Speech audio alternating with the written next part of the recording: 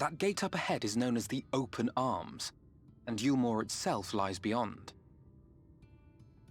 This, meanwhile, is the aptly named Gate Town, the dwelling place of the many desperate souls who hope to be chosen to live in the city proper.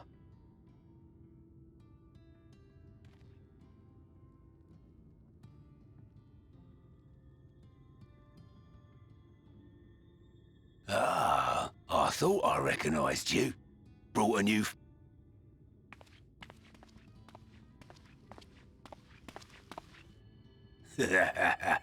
I'll bet you got a trick or two up your sleeve. Maybe even 3. Care to show me?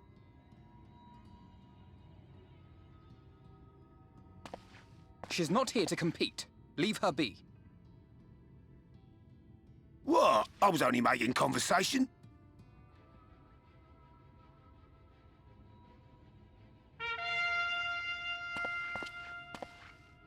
Ladies and gentlemen, your attention, please!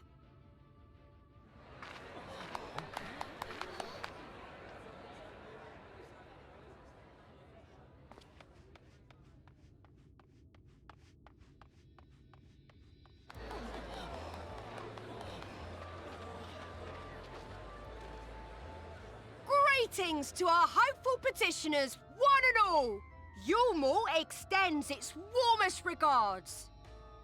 Let it be known that a lady of distinction wishes to dine on fish divine. We seek a master culinarian who can guarantee seafood perfection. Dazzle the matron with your delicious dishes, and life in the city will be yours to enjoy, even on days when fish is not on the menu! Who among you will answer the call? Name yourself or another. We might not at all. Fish, is it? Was there anyone? What about that girl? Do you recall how I said Yulmore was a center of power and authority? Well, that is not the only reason for its fame. It is also known as the City of Final Pleasures. The noble and the wealthy who survived the flood gathered here to live out the rest of their days in decadent abandon. A poor man could sooner pass through the Iron Needle than Yulmore's gates.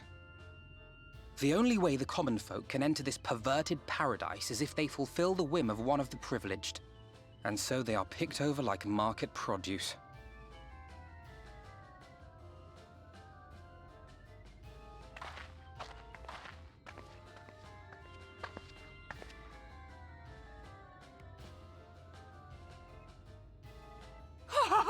What a catch! We'll not be throwing this one back. Having seen your all too obvious charms, we welcome you with open arms. Come, join us in the City of Splendor and live out your life in an ecstasy of endeavor.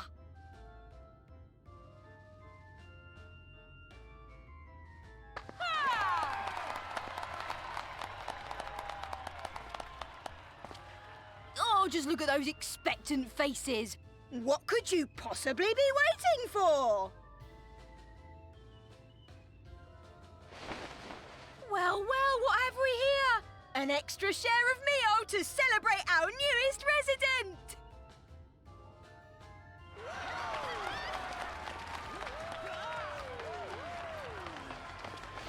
For you. Ah, at last! Enjoy! Thank goodness. Over here!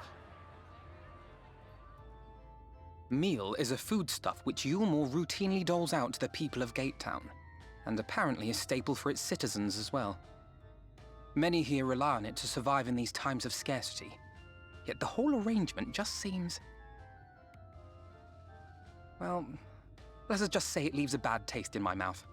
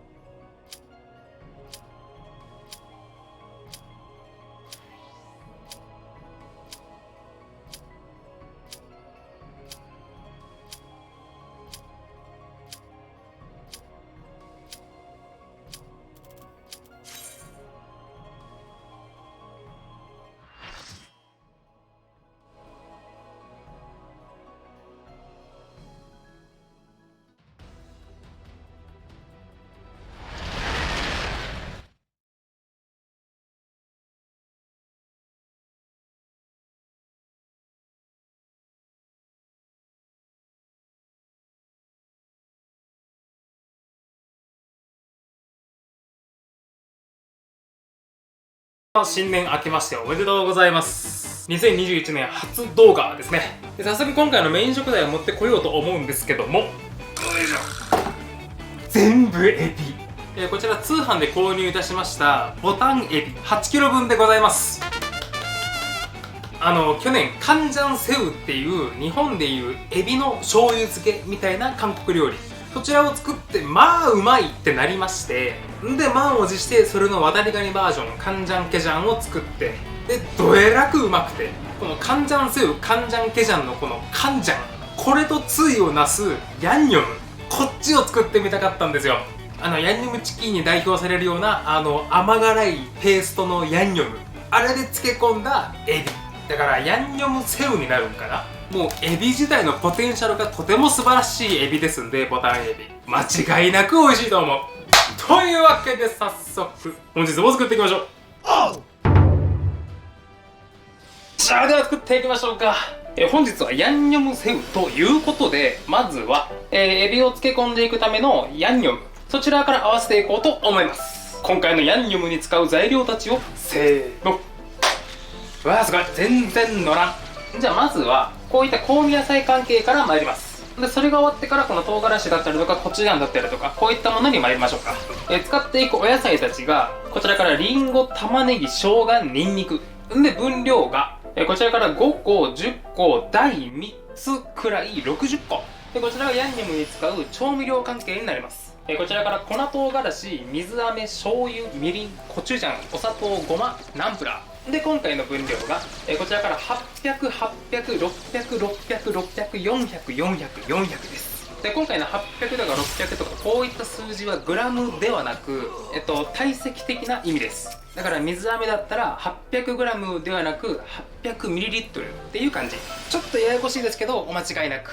でちょっと詳しく見ていくと、こちらの粉唐辛子は韓国産のものを使ってください。こちらの韓国産の唐辛子と俗に言う一味、日本の一味、これ比べると韓国産ってそこまで辛さも強くないのでこのぐらい使っても大丈夫なんですけど、これ日本のものでやると多分とてつもなく辛いものに仕上がると思います。普通にスーパーで韓国産の粉唐辛子売ってますんで、もしよかったらこちらを使ってください。でこのみりんに関してはもう一度煮切ってある状態です。煮切り終わった状態で 600cc で、一人異彩を放ってるこのナンプラー、こちらはですね、韓国でこういったものを作るときにミョルチエキスもしくはカナリエキスっていうのを使うみたいなんですよ。でこのミョルチエキス、カナリエキス何なのかというと、簡単に言うと魚醤です。ミョルチエキスの方がカタクチイワシを原料にして作った魚醤で、カナリエキスっていうのがイカナゴっていうお魚を原料にして作られたのがカナリエキスで、カタクチイワシはまあ別にいいとして、イカナゴっていうのがなんかね、キビナゴのもうちょっと細長くなったようなやつ、なんかこのくらいのお魚みたいで、もちろんこの2つのエキス日本ではまあなかなか手に入らない。なので今回僕は同じカタクチイワシを原料とした魚醤ナンプラーで代用してます。ざっとこんな感じです。で今回ものすごく量は多くなってますけども、全部20で割り切れるようにしてあります。でおそらく20で割った分のヤンニョムの量だと、それなエビ10匹ぐらいはつけれるかなと思います。で実際今回も計算してブワーっと作って、まだ試作を僕作ってないので、もしかしたらちょこちょことね分量変わっちゃうかもしれないですけど、そんならば行きましょう。リンゴは種は除いて、あとは適当。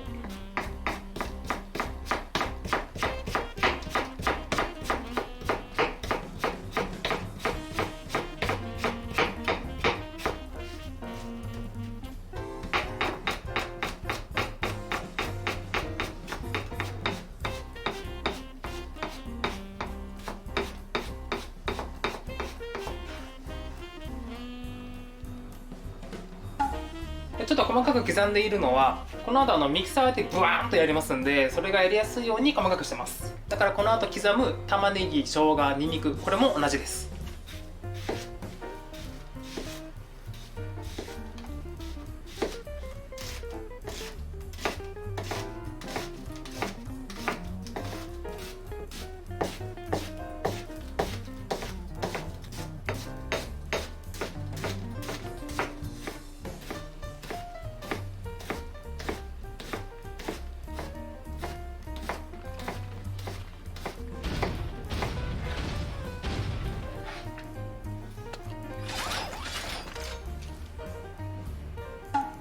で続いてこちらの生姜ちょっと繊維が強いので、こちらの高度文明期だと多分完全には砕けないような気がするということで、古代文明で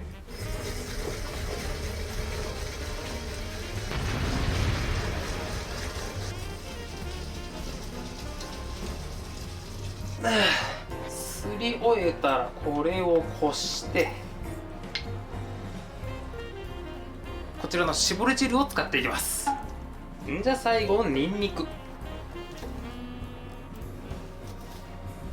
一応新芽は取って、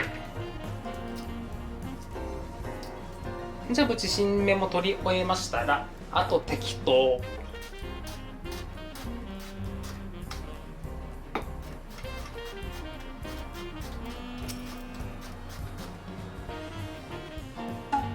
で、こちらの今除いたニンニクの新芽、ここも炒め物とかに使えますんでね、まとめて冷凍しておくと便利というわけで、以上で香味野菜の準備完了。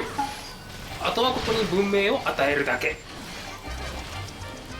で、こちら明らかに水分量が足りないので、おそらくこのまんまでは回らないということで、この生姜の絞り汁使ったり、あとは今回のお醤油とかナンプラーとか、こういった液体を使いながら回してください。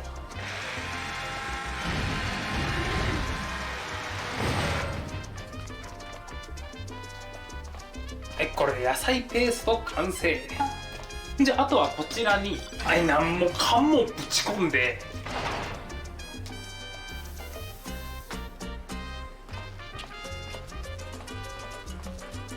これを混ぜるだけ。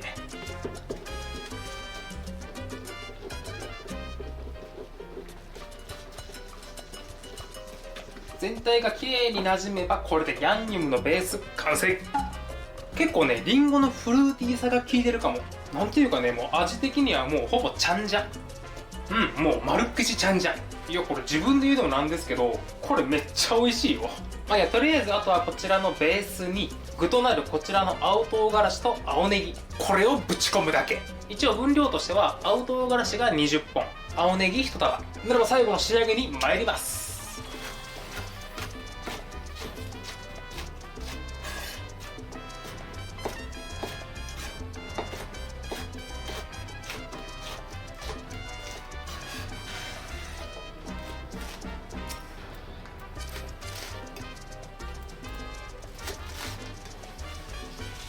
あとはこれを混ぜ合わせれば、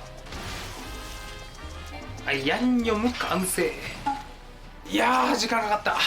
では早速こちらのエビの解凍&下処理のその前に、いろんなものをつけてみたいというわけで、メインの前にちょっと脱線に入ります。今回エビの他に一緒に漬け込んでいくものを2つご用意しております。両方ともどこのご家庭の冷蔵庫にも余ってるんじゃないですかね。まず1個目タコで、2つ目ブリの胃袋。今回こちらもつけていきます。イメージ的にはこちらはタコキムチで、こちらはチャンジャ。本当はね、タラの胃袋で作りますけど、ブリでもできるでしょ。ならば早速作っていきましょう。じゃあまずはタコから。ちょっと作業しにくいので、ちょっと先端は先に落としちゃって、で足1本ずつ分けて、あとは食べやすいサイズ感にカット。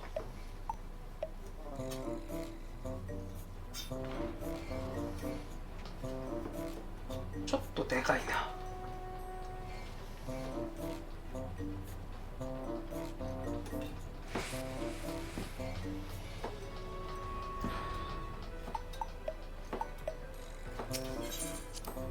多分このタコ一回足食べられたんでしょうね。明らかにここから細いですもんね。再生したんでしょうね、ここね。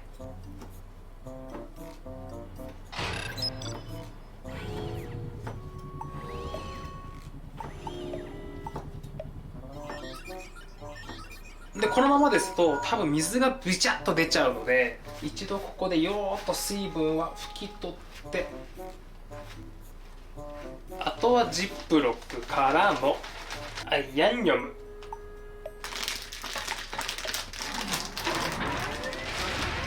あとは一応空気抜いて、これで完成。じゃあ続いてブリの胃袋。これからちょっとグッと寄りますんで、魚の内臓を見るのが苦手だなっていう方は10秒スキップをねパパパパパパッと飛ばしてくださいね。こここに記載してある分数まで。はい、では参ります。せーの、ほい。こちらの胃袋をさばき終わった後、こちらの胃袋の内側のこのひだひだの部分、ここをきれいに包丁でしごいて、んでもって粗塩でガーッと洗ったものです。んでもって旬のお魚の内臓ですんで、やっぱアニサキスがいる可能性高いです。特にブリですし。なので一応冷凍してあります。先ほど解凍したものですね、これ。で、本当のチャンジャの作り方で言うと、まずは一旦胃袋を細かく切って、んで塩漬けにして、塩漬けが終わったらそれをきれいに洗って、その後ヤンニョムにつけて 1,2 週間ぐらいやったっけ、なんかそのくらい漬け込むみたいです。もちろん100人いれば100通りのする方あると思いますけどね。で今回なんですけど、自分自身で調理した生の魚の内臓ってやっぱ怖いので、こちら一旦湯引きします。でそれを刻んでなんちゃってチャンジャーでいきます。これなら安全でしょう。では行こう。で沸騰したお湯にお塩、ここに胃袋ちゃぽん、これかな、わりかししっかりめに茹でようかな。3分くらい。よっしゃ、 OK。 で一度湯がくと取りきれんかった汚れがこう表面にふわーっと浮いてきますので、一度これを水洗い。じゃああとはこれを食べやすく刻むだけ。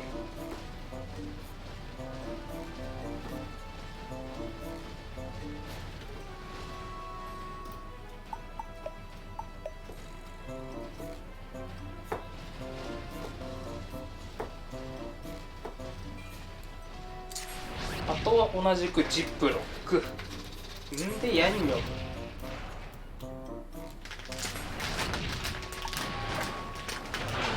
あとは一緒。はい、これでブリの胃袋のチャンジャ風完成。じゃああとはこちらも冷蔵庫で一晩。ではここからいよいよメインとなるエビの下処理に参ります。でこちらまだ活菌に凍ってますので、今からこちらをね解凍していくんですけど、もうこういった頭とか殻がついたこの状態のエビだったら簡単。まずはシンクにエビドン、蛇口を持ってきてちょろちょろちょろ。殻付きエビは流水解凍。こういった殻付きのエビは常温での解凍も冷蔵庫の解凍でもなく流水で。以前の動画でもお伝えしたんですけど、こういったエビの殻とかって時間が経つと黒く変色してきます。確かチロシンっていう成分の酸化現象なんですけど、それを起こさせたくないんで流水解凍です。でこのくらいの量ならだいたい10分から20分ぐらいかな。というわけで無事解凍終了。でこれからやっていきますことが、全部で3つです。まず1個目、まずはこの角と、それからヒゲと、あと足、ここ全部切り落として、であと見た目的に尻尾も切り揃えて、これで第1工程終了。可愛くなりましたね。でこのボタンエビ甘くてこんなに可愛い見た目をしてますけども、全身いろんなところにこうトゲがありますんで、なんかね軍手とかそういったものをつけると安心かと思います。でこれこんな感じで口の周りに食べ残しがある子はちょっとここ衛生的に掃除しておきましょう。で工程その2、卵取り出し。どうしてもねこのまんまつけちゃうと卵がね食べにくいので、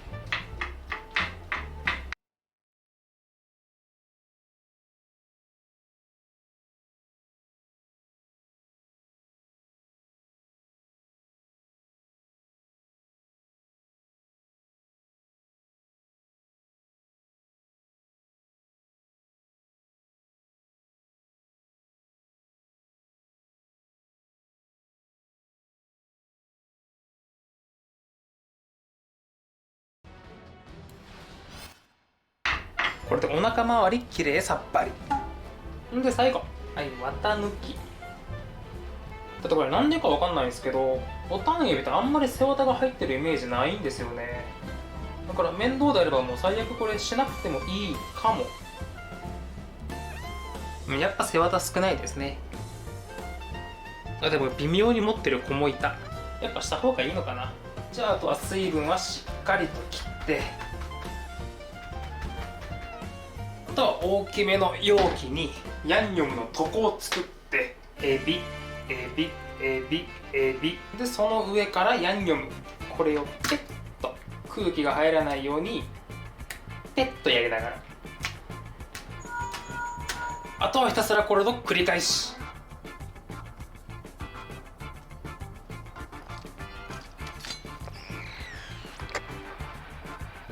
とは全体を慣らしてしっかりとエビが空気に触れないように気をつけながら、よし、あとは密閉して冷蔵庫で1日寝かせるだけで、こちらにございますのが余ったボタンエビ。ヤンニョムが足りんかった。ただこういうこともあろうかとこちらを事前に作っておきました。カンジャンケジャンの漬け地。さすがにここまで動画にしちゃうと多分動画時間1時間超えちゃうので、もう今回はあらかじめ作っておきました。以前これを作った動画は概要欄と、あと動画の最後のおすすめ動画、そちらの方にね貼っておきますので、もしよかったらご覧ください。足りるかな。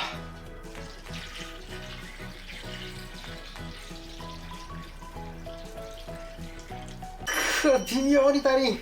こちらはちょこちょこ上下を返しながらつけていきましょう。でこちらも冷蔵庫で一晩。じゃあ最後がこちら、大量のボタンエビの卵。こちらは醤油漬けでいきます。作り方は至って簡単。まずみりん、こちらを電子レンジで加熱。吹きこぼれに注意しながら、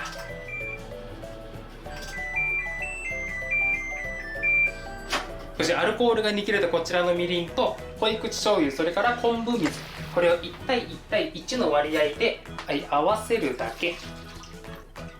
ちなみに今のこちらの昆布水はお水に昆布ペキペキっとってポイって入れて冷蔵庫で 5,6 時間ぐらい置いといたものです。でまだちょっとぬくいので玄関先にでも置いてちょっと粗熱を取りまして、よいしょ、ぶち冷めたらこちらをダーバー。あとはこちらも冷蔵庫へゴー。以上、これにて全ての仕込み終了。大体15時間ぐらいで終わりましたね。それではまた明日お会いいたしましょう。ということで2日ほど経過いたしました。当初1日だけ漬け込む予定だったんですけど、こちらのカンジャンセウの方、こっちがね1日はちょっと味が薄かったんですよね。なので2日に伸ばしました。でだいぶ減ってますけどつまみ食いしました。待ちきれんかった。じゃあここからはですね、もうエビは完成してますので、盛り付ける際に使うあしらいと、あとお口の潤い、この2つをパパッと作っていきます。ではまずお口の潤いからと思ったんですけども、ちょっといいこと思いついちゃったので、お口の潤いは一番最後にします。だから盛り付けの前ですね。なので先にあしらいから。今回あしらいとして使っていきますのがこちらのみょうが、それからラディッシュの新芽で、大根のツマはなんか今日スーパーに売ってました。なので今回こちらを使おうと思います。僕は大根のかつらむきが苦手なので、並べていきましょう。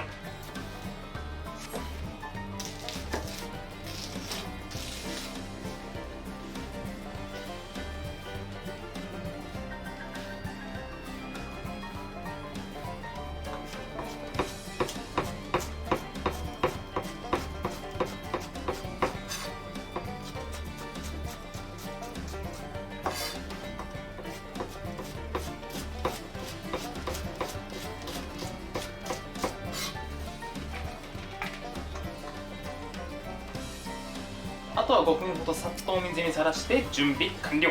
じゃあ続いてラディッシュの新芽で、かいわれ大根とかもそうなんですけど、なんかこんな感じで内側に入ってるこういった種の殻、こういったものを取りたいので、僕はだいたいいつもこのパックに入った状態でお水ダバー、あとはこれを振り洗いしてあげると種がどんどん出ていきますんで、結構おすすめ。洗い終わったらお水ダーバー。あとはこちらも5分ほど水にさらして辛みを抜けば準備 OK。 でここからいよいよ今回のメインとなりますエビの殻むきですね。でちょっと僕今ささくれができているので、染みないようにちょっとゴム手袋をつけさせていただきます。じゃあまずは全部一度出していきましょうか。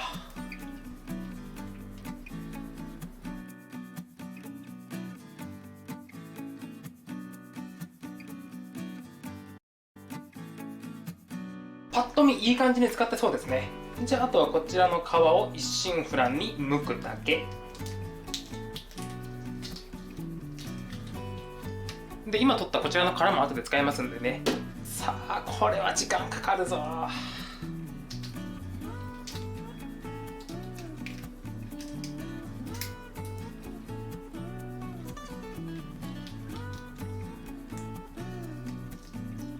ということで無事剥き終わりましたら、先ほどもお伝えした通り、空気に触れるとエビ黒くなっちゃうので、今回のヤンニョム上からべっちょり、これで空気から遮断してあげるイメージです。ほんとすぐ黒くなりますからね、エビって。ではこれにてエビはあと盛り付けるだけ。では最後、お口の潤い。これを使いたかったんですよ。今剥いたエビの殻。じゃあまずお鍋に今回のエビの殻。でお水。エビの殻は何も洗うこともなく。で添加。まずはちょっとエビのお出汁を取ります。実際エビの頭も何も入ってないので、そこまでねお出汁は出ませんけど、ないよかましということで、アクはきれいにしつつ、あとはコトコトコトコト15分で、多分このアクみたいなやつ、これ無限沸きですね。多分全部作ったら旨味も全部飛んでいっちゃいそうなので、ある程度作ったらもうこの辺で勘弁しときましょう。じゃああとはこれをこせば、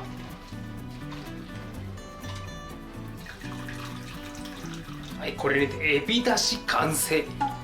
今部屋中にカニしゃぶの香りが漂っております。香りは甲殻類ですけど、味は一切ないですね。甲殻類はヤンニョムの味。じゃあ一度お鍋に戻しまして、ガラスープの素適量。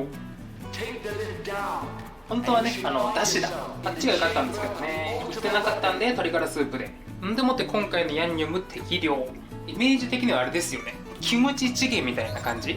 あとはここにお好みの具材。今回僕はベビーホタテとエリンギ、でお豆腐。もう完全にあれですね、これはもうスンドゥブですね。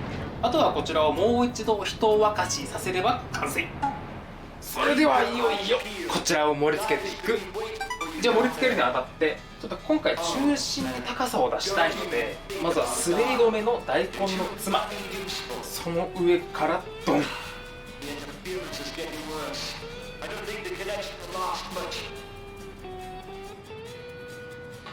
し、これで舞台は整った。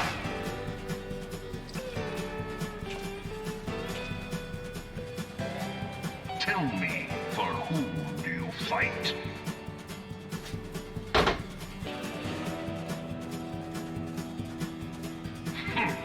How very glib. And do you believe in Eorzea?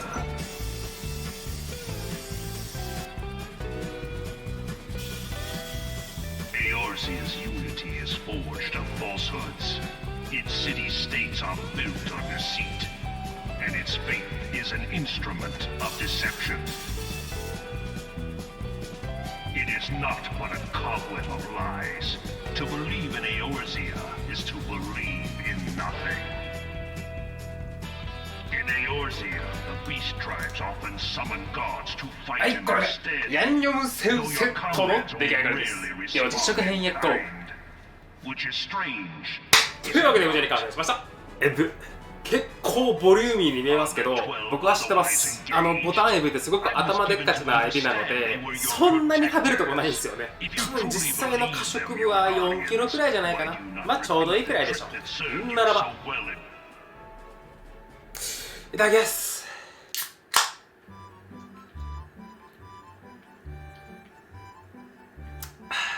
ならば初手安定のお口の潤い。じゃあ冷凍庫で半端に余った冷凍オクラがあったので、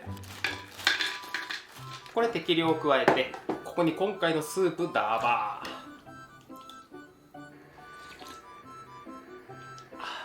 ー。ぬくもる。もうこれは完全にちっちゃなスンドゥブ。甘くて美味しいね。今回のヤンニョムが結構甘口ですんでね、辛いけど。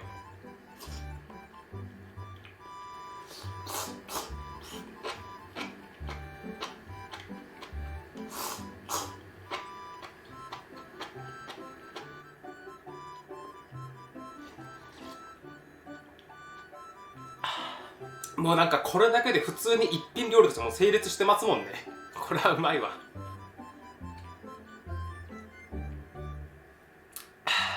じゃあちょっとですね、表面乾燥するのもすごく嫌なので、すいません、ちょっとこちらはもう一回ラップしちゃいます。ちょっと冷蔵庫持っていこう。でまずはこちらから、タコキムチ、チャンジャっぽいもの、卵、副菜3兄弟。じゃあまずこちら、タコキムチ。なかなかいい感じなのではなかろうか。leads to innovation and death. Only a 予想通りの味すぎてコメントしづらいわ。普通にうまい。なんかね、これをあえた初日の夜、ちょっとつまみ食いしてみたんですけど、もっともっと辛かったんですよ。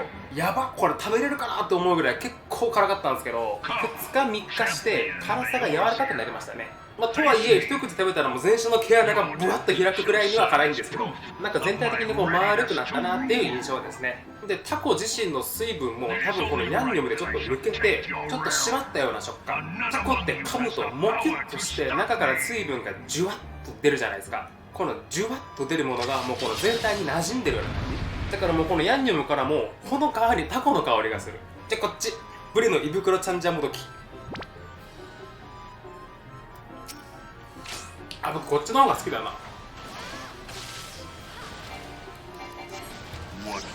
多分これ水分の差やろうな。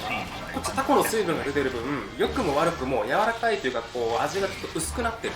だからお上品なイメージで、こちらブリの胃袋を一度湯がいてる分、あまり余分な水分が出てないんで、よりパンチのあるお味で、食感としてはちゃんじゃというよりサザエのつぼ焼き、あれのサザエの頭の部分、あそこを細かく刻んだような食感、そして辛い。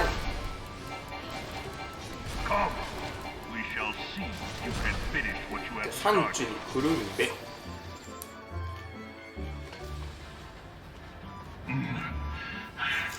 I had not thought to be so hard pressed.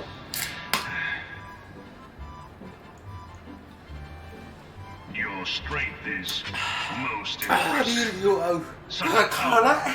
じゃあ最後こちら、苦手な方ごめんね。エビのa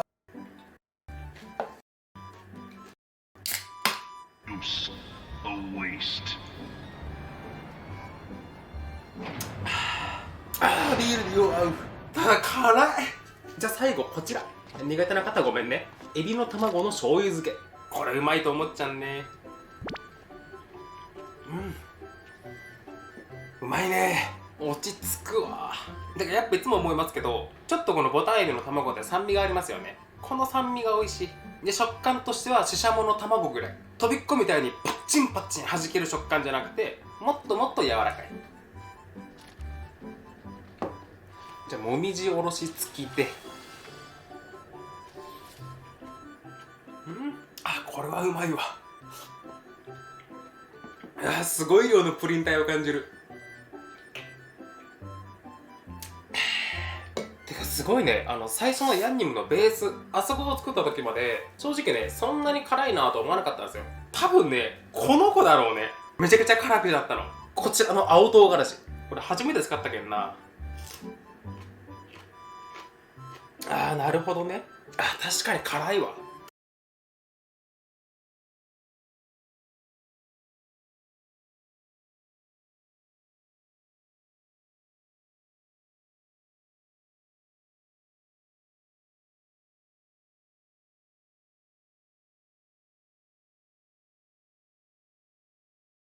Peggy 18.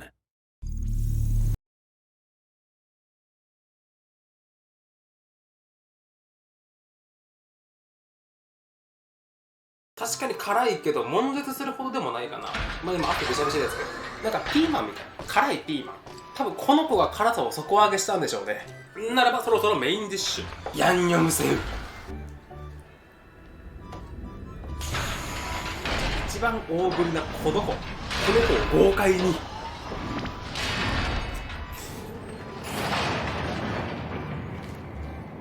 そしてこの中のたっぷりのお味噌を。うめえ。これはうまいわ。もうエビ自体がすごく甘い分、すごいシンクロ率で、なんでだろう、こっちに関しては辛さがちょうどいい。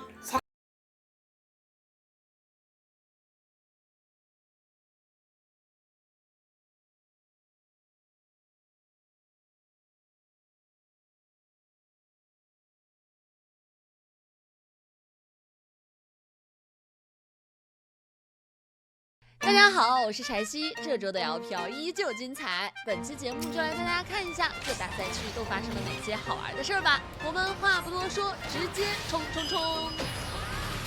快乐 LPL。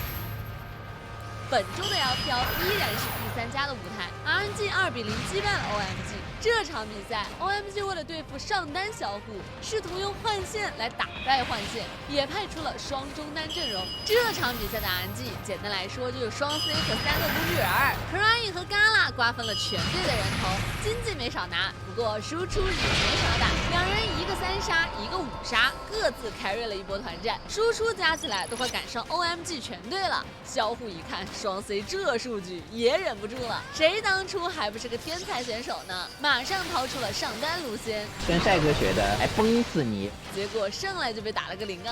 跟你讲，这个英雄谁玩谁胜。接下来打飞舞的时候还是不服气，继续长手打短手，可惜等错了人，被单杀了2次。哎，可惜。奥迪上的话就不能跟狼宝玩了，还挺想给狼宝安排一下帝王操盘的，直接让他起飞啊！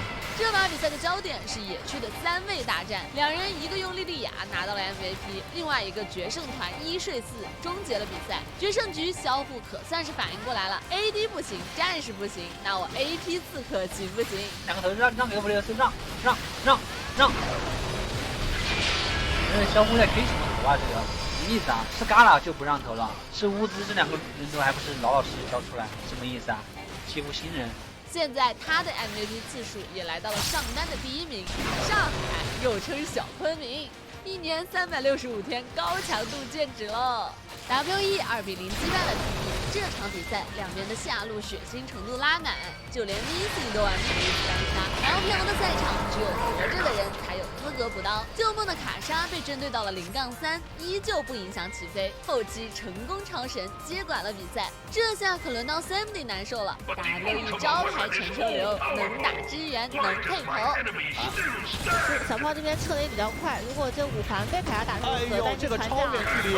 第2场面对 LNG， 悲伤的表现依旧亮眼。他这法外狂徒可是张3水平的，偷野、偷龙、偷输出，一场下来打了7000多的对位经济差，不愧是 Canyon 都要认真学习的选手。 그리고 또한 단어 게임 선수들과 배우기 이거는 외국 리그를 좀 많이 챙겨본다는 생각이 들어요. 아, 네. 저희 팀 다 거의 LPL 다 보고 네.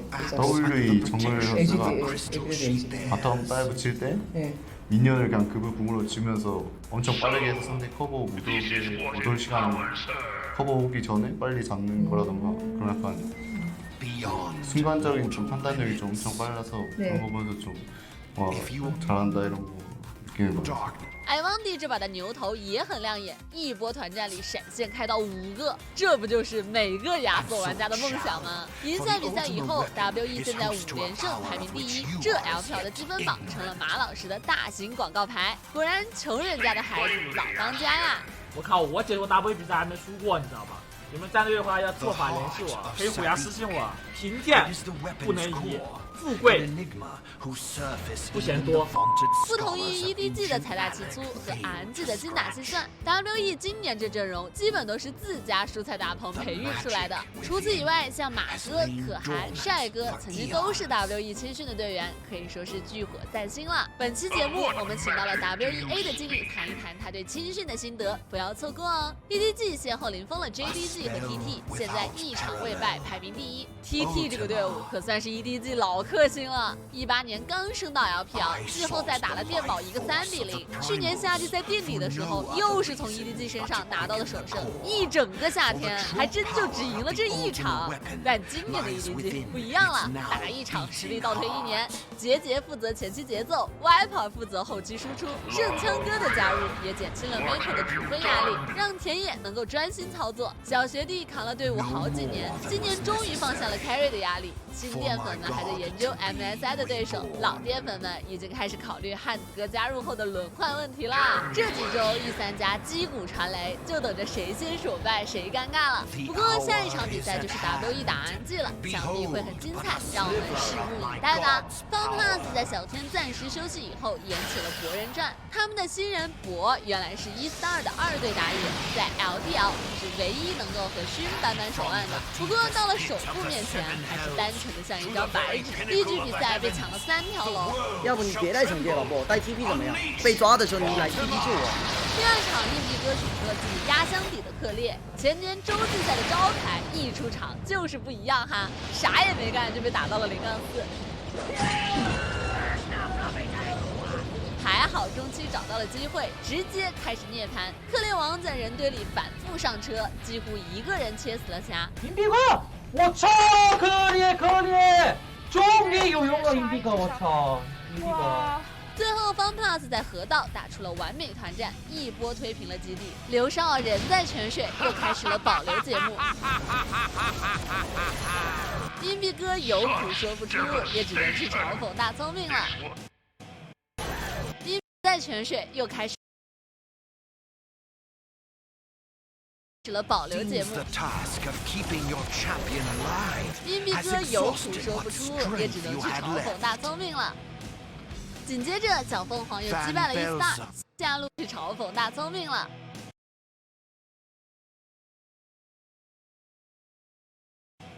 紧接着，小凤凰又击败了E-Star，下路的撕破伤口加误导少帅组合，小 C 2把，一人拿了1个 MVP。这 AD 1追5，我是真没见过。我操，这个卡莎10-1，我也想玩。说实话，是吧？好像没有他们能赢。场外的老父亲替队伍操碎了心，可还是遭到了刘少的无情暴击。好，下一个踢谁呢？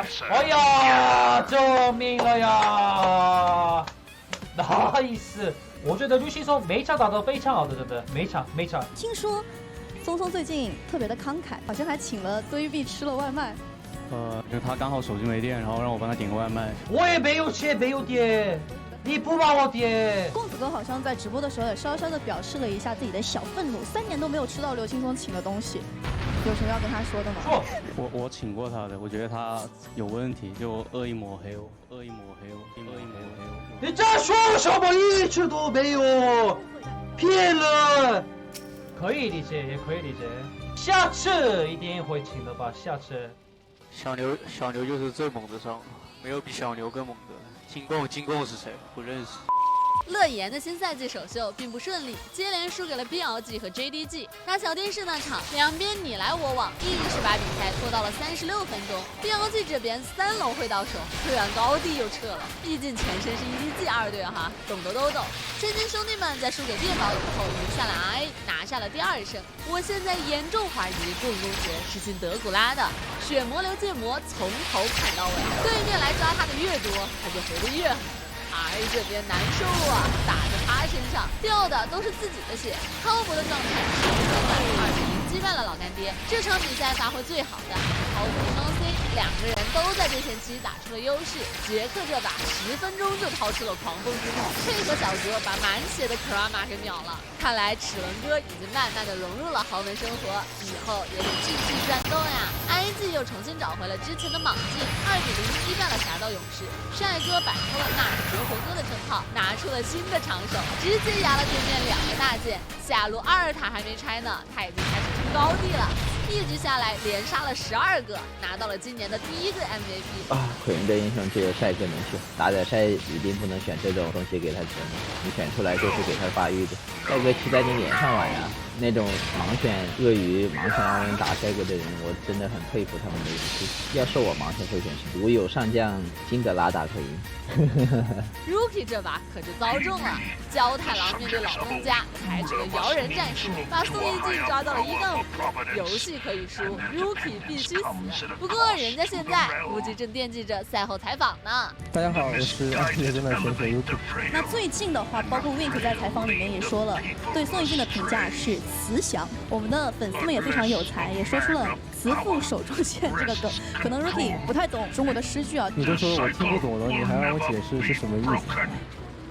这场比赛里，因为 Rookie 的设备问题，触发了时间回溯的规则，暂停了半小时。从他的第一视角可以看到，他的画面一直在抖动，右下角屏幕锁定的标志也在不停闪烁，确实会影响到操作。像他们比赛的电脑上都会下一个就记录你们鼠标键盘点的一些软件，就不可能弄这样的。裁判都说设备出问题了，那肯定是设备出问题。比赛中出现 bug 是观众、战队、解说都不想看到的情况。况，所以还是希望大家能够相信选手吧。最后又到了我们每周的数据环节，感谢腾讯体育的数据支持。上周 LPL 的最佳阵容分别是牛宝、微微、香克斯、林伟翔和 Missing， 其中大聪明凭借着最高的 MVP 次数和优秀的输出数据当选了本周的 MVP。喂 ，Santos 另外一个 C 位，麻烦醒一醒，今年你的罐口要被大聪明偷走了。上路对线王是惹帅、Crying、Wink， 其中帅哥的15分钟补刀差高达48.5，放眼全球赛区都没有能够和他媲美的数据，没有人比我更懂长手打短手。上周的输出王是牛宝、Crying 和幻风。值得一提的是，在打野位上，乐言打出了580的分均输出，已经超过了双 C 的平均线了。同时，入侵刷野数据也排在第1，估计是久别赛场给憋坏了。上周的单杀王是 Scout，5次单杀排名第1。前期节奏最好的选手是散拓王八和滔博的下路组合，期待天重振旗鼓，早日归来。上周的场均击杀前5名被 AD 飞奔包揽，只有勋一位打野选手。各位置的 KDA 之王分别是呼吸哥、悲伤、香克斯、阿水和卓。水哥不仅 KDA 全位置最高，还打出了接近4万的每死输出，远超同位置的其他选手。上周的团战王是 IG， 打出了100%的团战胜率。作为 LPL 的头号莽夫，就没有我小 IG 打不来的团战。神奇的外赛区。LCK 这边看比赛也得背着救星丸了，一周10场比赛，一半都是让1追2。这里边最难受的还是 T1， 连续3把用同样的剧本输掉了比赛，也不知道还能不能上演去年的逆转剧情。间际开赛完成了一波3连胜，打 T1 那场下路选了个黑科技皇子辅助，用的还是安掌门的皮肤，最后用一波漂亮的 EQ 闪赢下了比赛，也拿到了 MVP。怎么的？你们的转会期也买到时光机啦？他们的上单因为之前在真集的视频里面喜欢自称为哥，现在被大家叫做鸽子哥，在 LCK 的上路横行霸道，几乎没人能治得了他。这个时候超伟站了出来，正手有恩，反手阿卡丽干碎了奸计，一局比赛拿了5次单杀。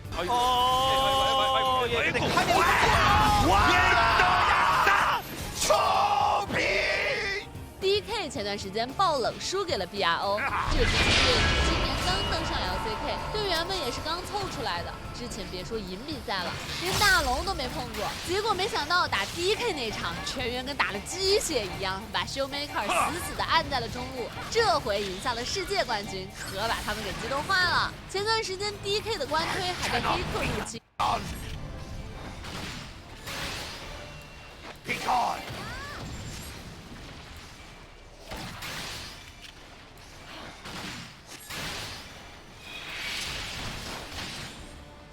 You have meddled enough!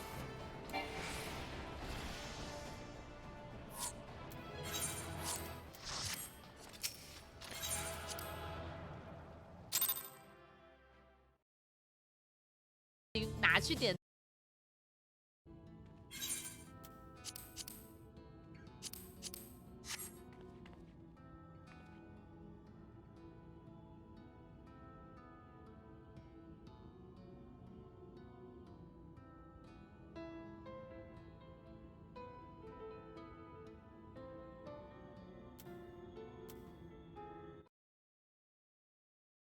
赞了搞黄色的内容，你们这个真的不是上错号了吗 ？Ghost 最近接受了官方的采访，不懂就问 ，AD 出了飓风是能一次性开3波团吗？ 전멸 위치 F. D 전멸 유저에게 한마디. 전멸은 F죠. 좋아하는 음료. 콜라요. 코카콜라. 펩시 좋아하는 사람에게 한마디. 코카콜라. 야소 대 요네. 요네요. 야소 유저에게 한마디. 하지 마세요. 北美这边的杯赛已经进入到了淘汰赛阶段 ，C9 击败了 TSM， 成功晋级。RP 这几场的表现不能说毫无作用，只能说是重在参与了。每场的输出都是3C 里面最低的。本来还以为你是来当代练的，小伙子，你还记得自己说过的话吗？到了艺术赛区，当然少不了整活 BP 了。Fly 选了个塞勒芬妮加大树的组合，对面的手段极其残忍，给大树杀到了0-6，都20分钟了，帝国指令还没没做出来，可太惨了。LEC 上周终于开赛了，因为疫情的原因，他们的现场依旧没有选手，只能摆一些布偶来凑数了。揭幕战由G2迎战 MAD， 欧城自信选出轮子吧，一进游戏蒙圈了。Hello, it's me, Fnatic Reckless. I think we should go Sivir, honestly. You want Sivir? Yeah, because at least I'm playing a good champion, like a champion I'm good at. What the fuck do I build? This is welcome to G2. Every game. 这场比赛凭借着欧城的超神发挥，打了个平平无奇的碾压局，这下可把老板给乐坏了，把欧城从咱们2队提上来，可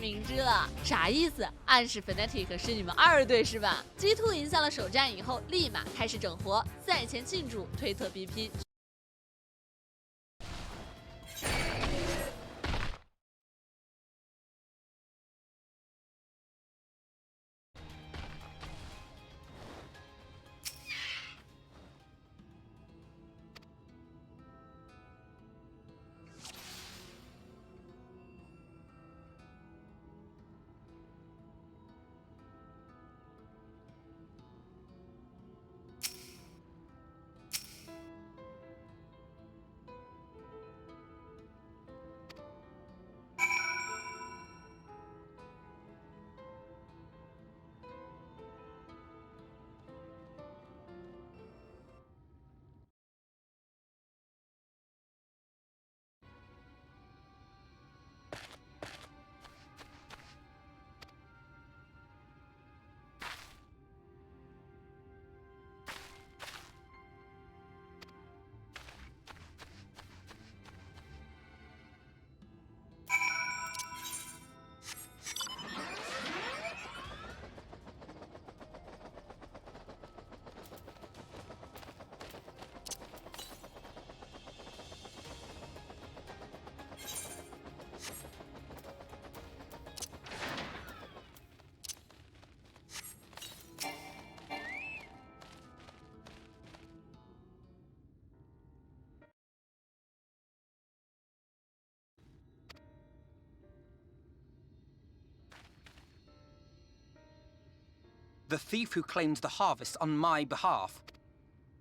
Well, forgive me. I have to get into the city.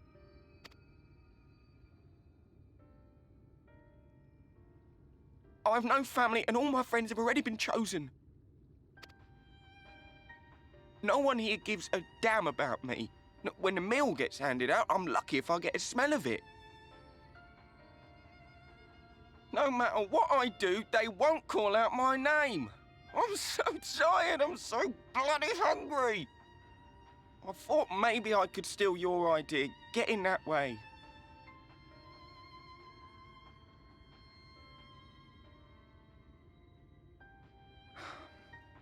What is your name?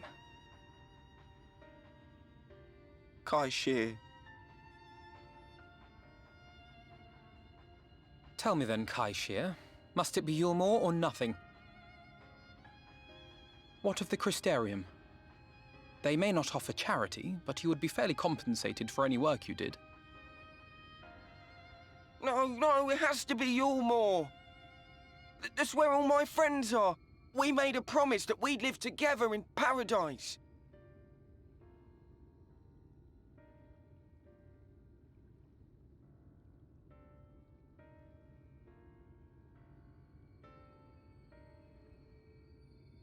I was to make my deal with the Ondo at the Clave.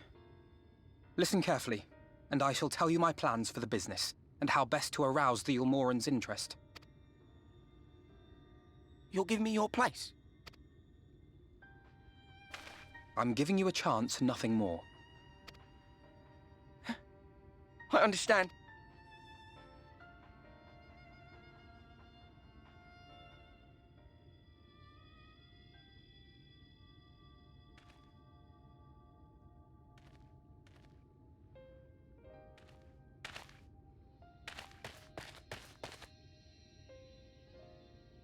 This was but one path. There will be others. I do not regret my decision, yet I will admit that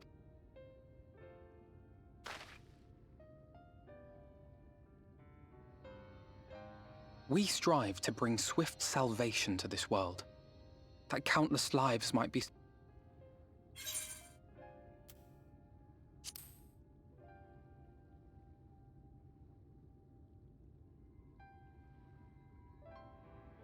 I suppose not. Were Estinian here, he would most likely scoff at my soft-heartedness, but I thank you for your kind words nonetheless. Shall we return to Right, then?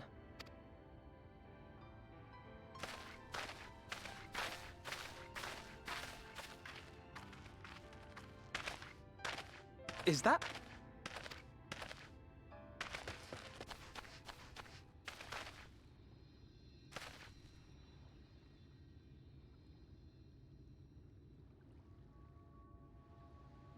I can't be sure, but I think someone.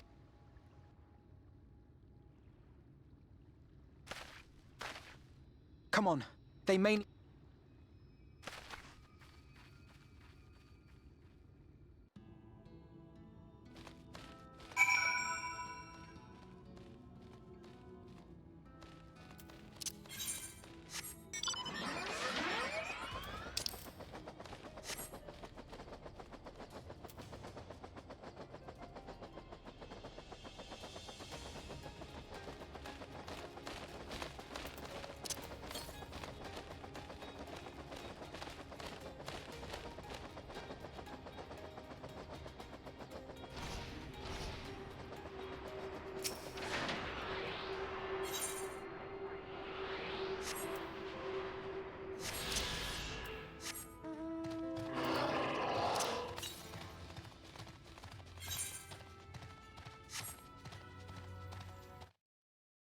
全都给安排上。第二天选出了个上单脆神，别人是长手打短手，你是长腿打短腿。没想到就这阵容，还真给 G2 赢了下来。在这个队伍里，教练啥也不是。Whenever we have a good draft, it is basically like just us players drafting. And whenever the draft is like bad, it's mainly like just Grabs' idea, honestly. Grabs has been given a role of, let's say, our coffee bringer, our Ripple bringer, actually. 欢乐的赛场外，最近的 LPL 比赛基本都是一边倒，之前连续。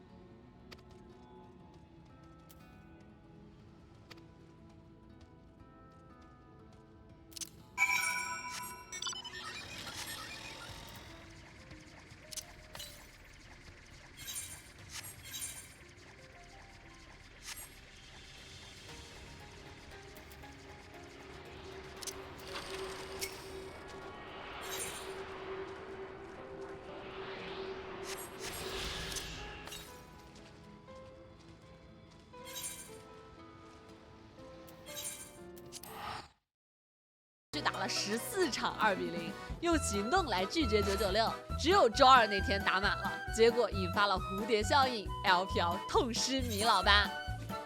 忘了跟老婆说了，因为我要去接她，今天主要打满了，有点害怕米勒，别一会儿回来。贵了，让他自己打车回，哎呀，惯的毛病。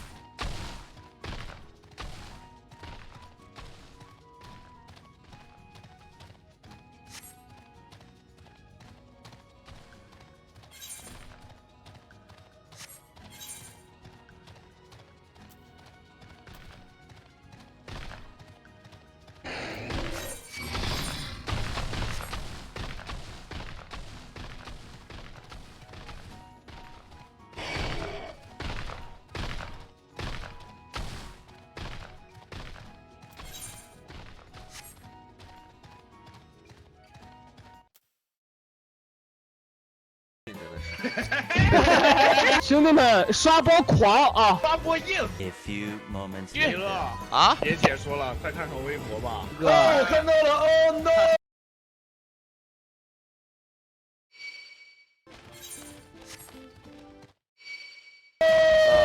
看不到，房门已经反锁了。房门反锁都来了，是我书房的门反锁，我自己出不去了。哎呦，有人把。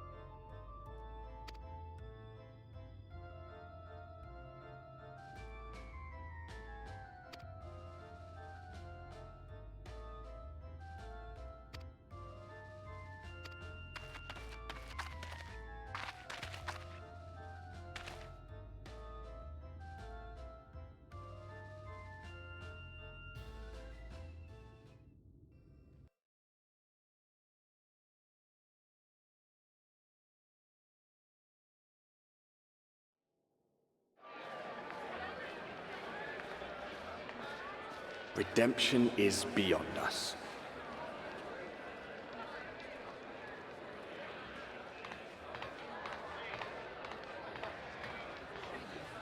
The lament of all but saints and fools, and the comfort of the lords and ladies of this accursed place.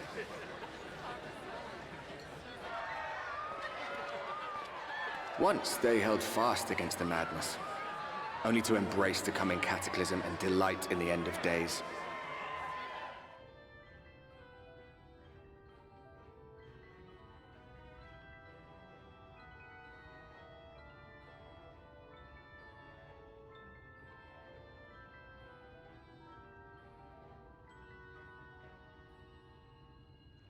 Perhaps in rapture they seek to lose themselves and the misery they share.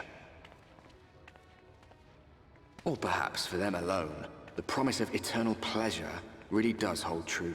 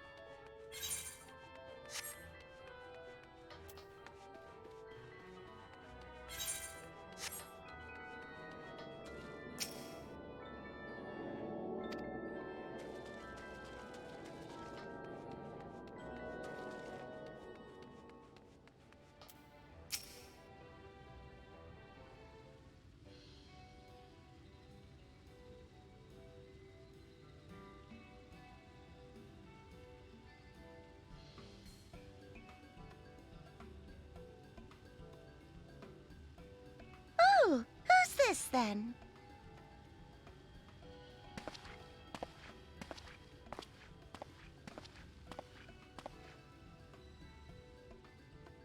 Lord and Lady Chai, pray forgive our intrusion. I am given to understand you were in search of an artist. Ah, you must be the new, Oh, goodness me! What an adorable boy! That silken hair, those pearly cheeks, oh, and you even smell wonderful, like a bed of flowers.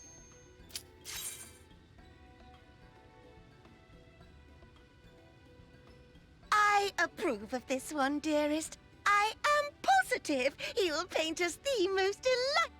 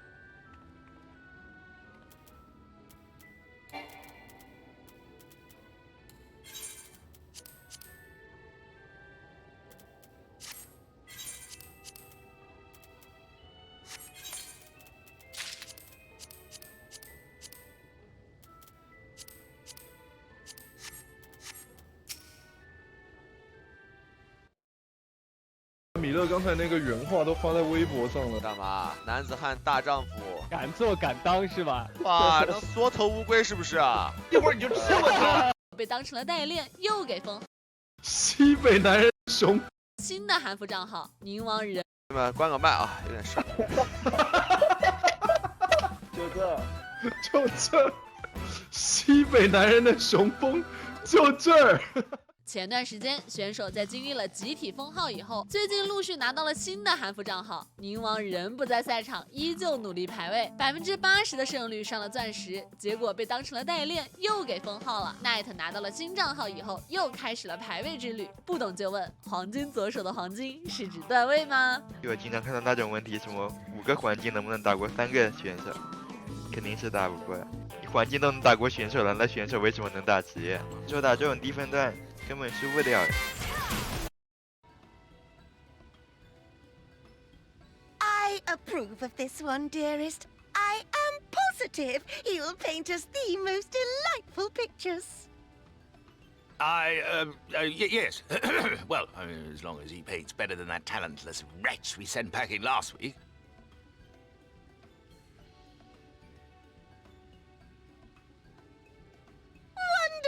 Wonderful. Welcome to Yulmore. Alphino, if it please you, my lady. And this is my assistant. Your assistant? I've heard of folk bringing in family members, but this seems a bit irregular. Aren't you a little young to have a protege? We are family in all but name, my lord. Though we share no blood, we have stood by each other through life's many challenges, resolved to prevail together or not at all. Of all people, 'tis she who best understands my work. With her unique insight guiding my hand, the art I create is sure to satisfy your expectations. Once the picture is begun, of course, I shall have no need of constant encouragement. And so I wondered, rather than her being in your way, might it then be permissible for my assistant to explore the city she has so longed to see? Out of gratitude for her priceless contribution to my art, I thought it only fair that I make this humble request on her behalf. Oh, did you ever hear of such devotion? Of course your assistant must have her wish. She shall be free to roam to her heart's content. Isn't that right, darling? Oh, yes. Yes, of course, dearest. Quite right.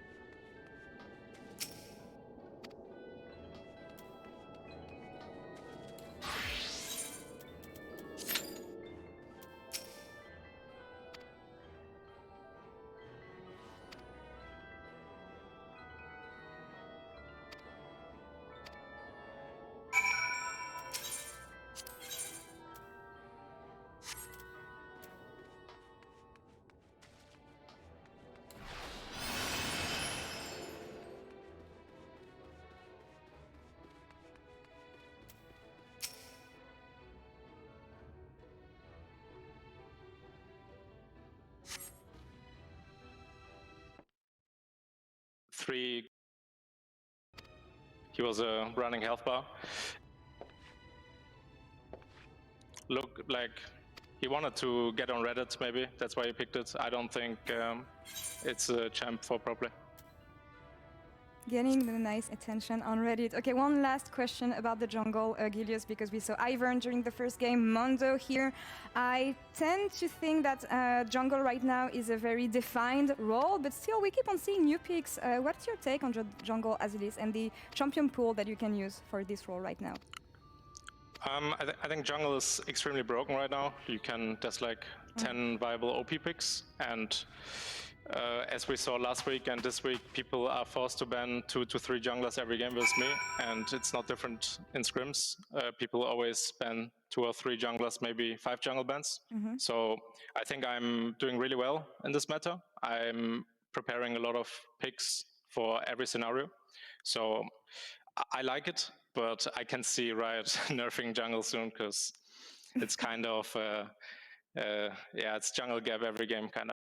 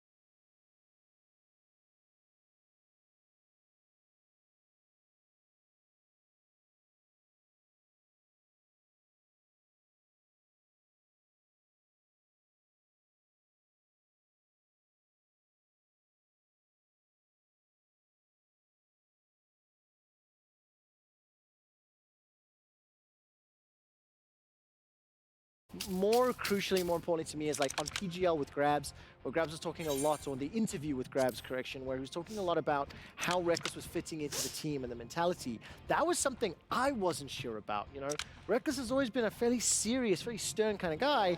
G2 are not, but it's good to see that they're meshing well. Yeah, but I think if you look at the voice comms as well that LEC published, you know, Reckless was saying, well, you can pick me Sivir. I have no clue what I'm building, but pick me Sivir. That's basically G2 in a nutshell, so he's already embraced it. Yeah, and that's a great point as well. Just a question not only, you know, is it going to fit within G2, but how is G2 going to change to play with Reckless? And if we look at the first week, he got so much freedom to do what he likes doing. And what was also interesting is that Caps got no attention from Jankos, got no attention in terms of getting the CS share. It all went to Reckless. So Caps is kind of in the backseat now. I think it seems like the team is prioritizing making Reckless feel comfortable and making sure that he gets in there. Yeah, Caps is going to be like the playmaker for you. Reckless is going to be the insurance, right? You saw Caps make a great way to say it. Caps making the flashy plays on Akali. He picked TF, roams across the whole map. He's soaking a lot of pressure while giving out a lot of pressure. That just gives loads of breathing room to Reckless, right?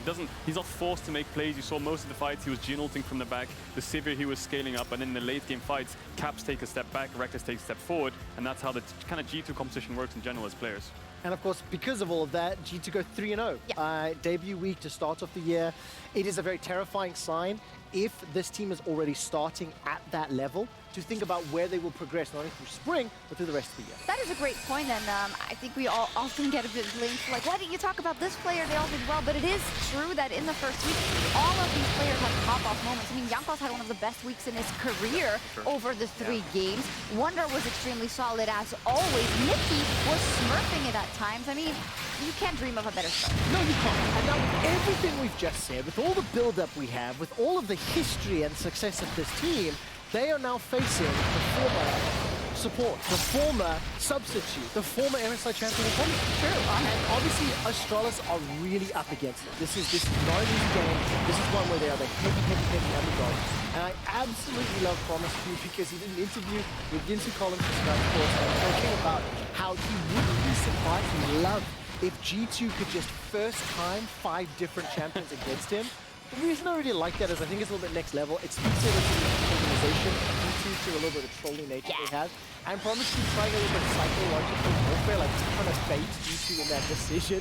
I would love if it happened. It's not going to, obviously. Yeah, both teams have an MSI champion on the bot lane on either side, right? True. So it's an MSI champion versus an MSI champion in both roles. So that'll be interesting to see, and I think you're definitely right. I mean, G2 versus Astralis, I think it's going to be a decent game. I mean, G2 have looked a bit shaky here and there in some of the fights. I think that although their games are stomps in a way in terms of gold lead, in terms of stats, some of the fights were kind of close against Exo. I think we saw a few weak points being hit there and there, but like I said, Reckless late game insurance. Well, we'll see. It can go either way. I mean, the expectation is that Astralis are, of course, a huge underdog with this one, and we have a little bit of time and a bit of a delay getting to champs. Like, let's talk about Astralis as we see some of the clarifications in the actual getting worse with this team. So, Astralis are 1-2 so far, and this was the team for me that has the lowest of expectations before. I think the fan sentiment didn't really work in their favor, but I like to look at it the other way and see, well, everything they can do now is go up from here. Well, it can't get worse, can it? I actually think you were too polite. When you said that there's no expectations, I think every single talk from journalist to shoutcaster to fan was placing Astralis in 10th place. Now, they picked up that win last week, and I do agree with you that they felt really playing a little bit without pressure, without expectation. And especially in this game against G2. Now, whatever they can do is going to be surprising. Maya's going to be Zanzara. He's the guy that I'm in love with. He's just so much personality, and we heard from him earlier as well. Yeah, we still have time. I think you guys think that I need to toss, but I don't. Oh, yes, okay. There we go, yes. Go ahead. The thing that I was going to mention, just there's 2 things that I noticed about Astralis. The first thing is a weakness, and what I see is they don't really have a carry, someone that you think that's like, oh, going to pop off, going to solo carry the game, give all him the resources. I think Zanzara is more of like the distributing across the team, so that's kind of a weakness in itself, but I think they cover it up really well with their 2 team compositions on the weekend, where they just draft full team fight, full kind of AoE target damage, no single target, no hyper carry, just full team composition focus as a 5-player unit, rather than just kind of picking one player and saying, give him everything. I think that's a great observation because in terms of the identity of this team, we are kind of guessing. But as you say, Zanzara was known when he played on AJ or Rogue to be that facilitating jungler to set up his laners for success and maybe taking the brunt of all the damage in a team fight so they can shine. So we really need someone also to step up to do that. Now, Nukeduck was actually the backbone of the team. Last week, he had the best stats stats. He had a great performance or a good performance. So is that the guy we're looking at, or are we expecting a White Knight or a Jeskla to be the people to be the people that Zanzara can set up for, rather? Yeah, I'm looking at Jeskla, to be honest. Okay. I think Nukduck is more of like the control mage, scaling kind of player, which is good. It's what you want from mid. Yes, he can carry if it's more of an Azir meta, but currently in this meta, I'm thinking more playmaking, team-fighting mids. White Knight historically is more of a team fighter, things like the cannon or even tanks, which we saw him on. So I'm looking at Jeskla now. It's a good AD carry meta. Get him something like the Kai'Sa, which he's been playing on the weekend. Try and give him as much resource as possible, give him lots of jungle attention, and hopefully Jeskla can be the star of this team. And I'm going to go back just a moment or two as well when we're talking about the team trying to find their identity, trying to find, you know, what they're going to be playing towards, who they're going to be playing towards. AOD said exactly that in his interview last week. Expressed a lot of faith and trust in the players developing. Yeah. And one of the things that I read between the lines and that I am kind of projecting a little in how he spoke was that right now in their current form, no, they're definitely not in the top of the table contenders, and they need to grow, they need to develop. And these types of games are actually the most difficult because you're coming up against arguably the favorites in the entire freaking league, right? So that makes it a lot more challenging and in some ways a little bit more scary for Astralis to deal with. Let's see what happens today. Astralis will try to end G2's run, so let's see if they can pull off the upset. Hell of an upset. He's on Fnatic. Thank you very much, Shox, Cadril, and Quickshot for that fantastic intro into this game. Obviously, big expectations on the shoulders of G2 to just continue their dominant run so far, but we're going to have to see what Astralis can do to potentially slow them down. I'm Dracos, this is Vedius, and we're here to talk about League of Legends. So let's start by talking about how much Jankos sucks, right? Got your attention now, haven't I? Yeah, Analyst Desk talking about how good all the G2 players were, and then I suddenly come in and, yeah. Jankos maybe not that good. Do you want me to bail you out of this one, or are you writing this one down? No. Let me tell you guys, the most loved, often considered best jungler in the league, although I think, to be fair, there's some debate there. I'm going to just talk trash on him. Yeah, obviously I am exaggerating. I just wanted to, I wanted that headline, to try and catch your attention. One of the things that we will be following in this game and talking a lot about is some of Jankos' early pathing. Because Dracos and I have been looking a lot at how the meta works, expectations for junglers, and something that we've been noticing a lot about Jankos is something that many of you G2 fans are already very familiar with, and that Jankos likes to play for his lanes. Now, there's nothing inherently wrong with playing for your lanes, but in the current meta that is very jungle dominated, that can sometimes be very detrimental. Yeah, he's a giver. He wants to give that attention. He was around as a jungler for, most of the metas where junglers were kind of just second supports, if we're completely honest. They just ganked for the lanes, they bailed their lanes out of bad lane states, and you can see the remnants of some of those habits, and I think we're going to track today how well Jankos does about, making this the Jankos show. So we're going to be talking about that in 2, 1, after the music.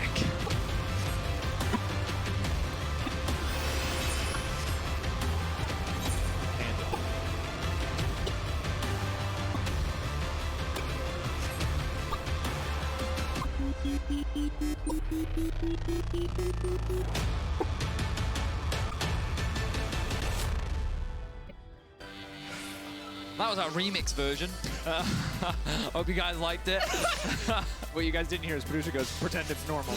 Betty goes, that's the remix, let's go. All right, so Astralis versus G2. And we're going to see exactly how intense this game is going to be. Promise you making some quick jokes about, hey, would love to see 5 first-time champions on stage. But I think for G2, maybe we see a little bit of experimentation. Maybe we see a little bit of fun. But so far, it feels like outside of some of the more chaotic picks, they have been taking these games very seriously. And we're just waiting for draft to creep up. But yeah, we're on 11.2. We already saw some pretty cool stuff today with the Ivan being locked in the jungle. We also got to see a Mundo. Even managed to see a Pantheon make its way through the ban list, so that's always very cool. But what will shift up between these two teams? Thresh going to be taken off the board, and a Talia from the side of Astralis. So nothing too crazy early on. And obviously the Olaf and the Aatrox taking big hits overall, but Talia remains one of the big top-tier junglers on this patch. Was not hit at all in 11-2, so expect to continue to see her to dominate. Pantheon, another name on that list of untouched champions. It's pretty interesting that here in Europe we've also been seeing a huge presence of the Lucian. The Sylas bans suggest that G2 right now is looking at an early Twisted Fate, and the Twisted Fate response is going to come out from Astralis. Now, typically G2 have not actually prioritized the Kai'Sa, but they could definitely do so if they wanted to, considered the strongest AD carry in the current meta. But with the Olaf up and available, it looks like G2 is saying that the nerfs were not significant enough to knock this champion off that S-tier pedestal, and they will look to lock that one in early on. An important important to note if you haven't read the patch notes, it is just the healing, the lifesteal, and the additional healing bonuses on his W that were taken down a notch. The clear speed still incredibly quick, so it's still the same Olaf you know and love, just a little bit weaker. And the Astralis have opted to respond with the Lilia alongside the Alistar. Love seeing an Alistar. The Lilia, though, has been, I feel like, kind of hit-miss in Europe so far. Certainly has been, but still very strong clear speeds, can keep up with the Olaf. Early dueling, of course, not the strongest, but the great thing about Lilia is how easily she can kite away from champions like an Olaf. And when you have that great engage with the Alistar, feels like Astralis have already built this very strong foundation, and they can be very flexible with the rest of their draft. G2 do still need some AP, and they're going to get themselves the Gragas. Now, remember that Gragas is a flex pick. We haven't actually seen it in the bot lane yet for Europe, but for those that don't know, Mickey is a huge Gragas player. He loves this champion, and he considers it a pretty good pick into the Alistar, so we may very well see it in the bot lane for the first time, but we'll have to wait and see as the rest of the draft plays out. Definitely something to keep our eyes on, of course, for G2 Esports, see how exactly they want to approach this game strategically on the opposite side for Astralis, and really for any of the teams that have been struggling in the LEC. Vedius, we talked a lot about looking at things, hoping that teams were going to keep it simple, keep it straightforward, keep for easy win conditions. Maybe not so much towards the 1-3-1, but as interesting as it's going to be to see how Astralis builds their composition, we do have a Senna now coming into the fold. We've heard rumors of the fasting Senna or the support Senna, honestly, depending on which of these two players want to play it. Both Reckless and Mickey have done their time on Senna duty. We're going to have to wait and see. Yeah, I mean, there's so much flexibility on the side of G2's draft right now because of where the Senna can go. Obviously, you expect it to be in the bot lane position, but where? Will it be support? Will it be AD carry? Will that Gragas be top lane? So Astralis, they're going to stay safe for now. They're going to lock in Samira, a pretty well-rounded AD carry, and I imagine that they believe that the Senna is AD, so, but they're going to be sure, and they're going to take off the Seraphine. So it is that Seraphine Senna bot lane that you already heard the analysts talking about at the beginning of the day. I think that it has been rising to prominence. I've been seeing it a lot in solo queue, and I think that it is a very strong duo. So no surprise to see that one removed. The question is, will Astralis look to ban something like the Kai'Sa away if they're afraid of that? Or will instead they focus on removing a potential few other support options? The problem is, again, G2's comp is so flexible, it's very difficult to know for sure where exactly every champion is going. And as an outsider looking in without perfect data on what's being scrimmed, there have been so many different Senna pairings over the history, right? Sometimes it was just a traditional support with bigger. Yeah, we had Wukong, we had just things like Tahm Kench, but with a Sunfire cape instead of his normal build path. So how they choose to use what could be this additional source of income in the form of whatever champion they want to pair the Senna with is a big question. That said, Renekton now banned away as well.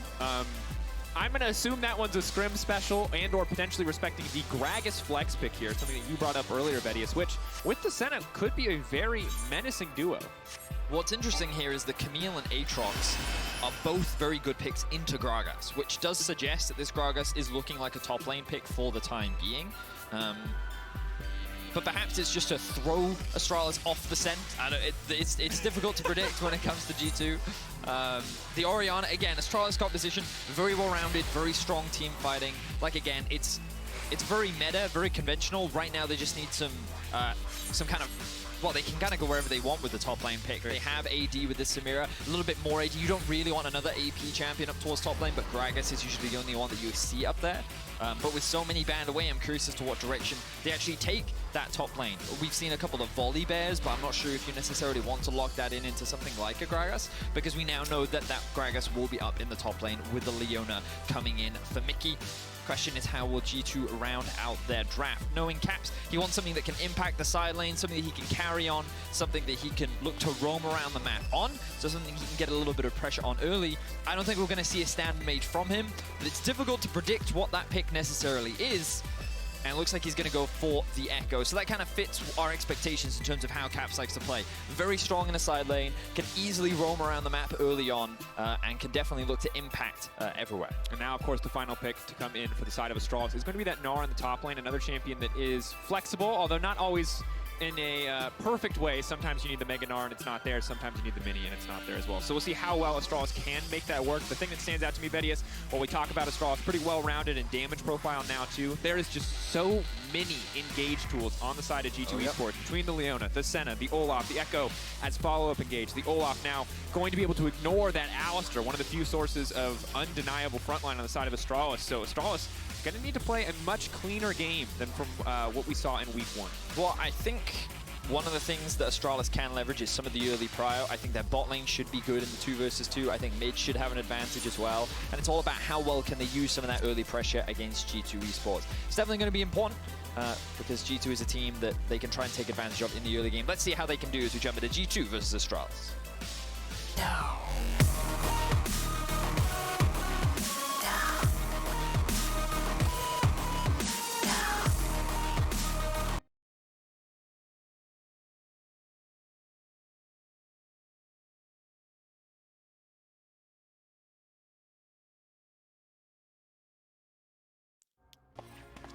And here we are, G2 versus Astralis, as we get into game before the jungle pathing really kicks off. And as it appears we have no level 1 skirmishes, important to point out, while we've heard rumors of the fasting Senna, or, you know, basically 80 carries playing support Senna, was really what it comes down to. Reckless has started for the Doran. He will not be getting a support item, so gold will be going into the hands of Reckless.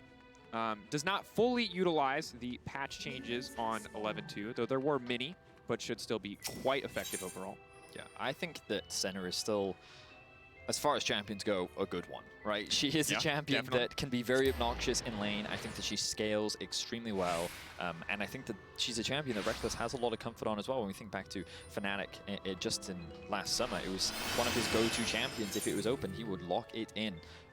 Now, do I think that Senna Leona is the strongest 2v2 lane? No. I think that Alistar, especially when paired up with a Samira, has so much presence in this 2 versus 2 that they should be able to look for skirmishes. But you can see G2 looking to get a little bit sneaky here as they get early brush control. And as we kind of expect, and what we've been seeing a lot recently, Dracos, is junglers not getting that pull because of how valuable it is to get into lane. Yeah, and now it's going to mean that Jankos is instantly speeding through his clear. We see Zanzara instantly moving up on Krugs as well, straight from Raptors, looking for that double respawn as soon as possible. So high-paced jungle clearing is on the menu, Vedius, and it's something that you talked about for Jankos. We'll see if he's going to play a more selfish role or if he's going to try to support some of his lanes early on, as Caps, kind of as to be expected here, suffering a little bit in the early matchup. Nukeduck making good use of that level 2 to start adding some pressure. So we missed it, but Nukeduck, I imagine he got a ward kill somewhere because a ward was definitely placed by Jankos, and I don't see it on the minimap, so I assume it was cleared out by the sweeper from Zanzara, and that XP was then handed over to Nukeduck, which then gave him level 2 on the first clear. So Caps went for a very fast push early on, but the wave then froze underneath the tower, and then Caps ended up in a situation which was just really awkward for him. So he ends up taking a pretty nasty trade. Notice that all of his pots have now been expended. So this 1v1 matchup, he may be forced to use his teleport very early, all because of a ward kill that came off the back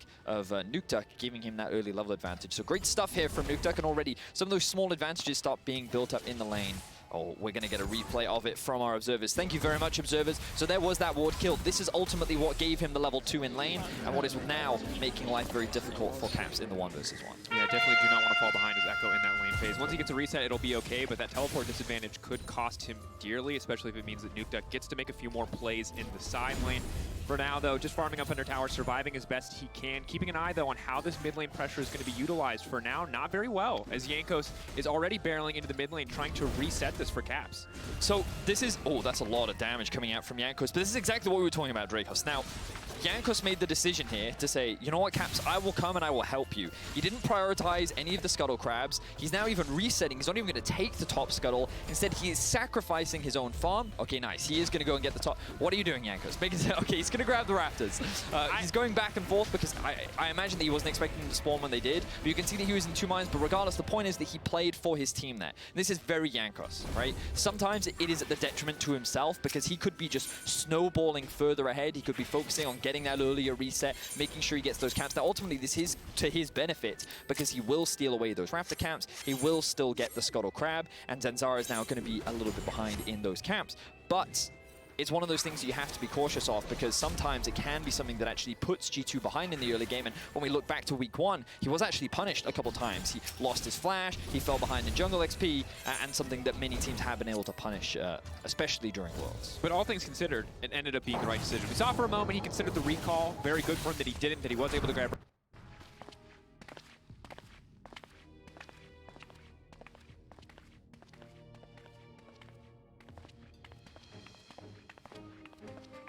That's him.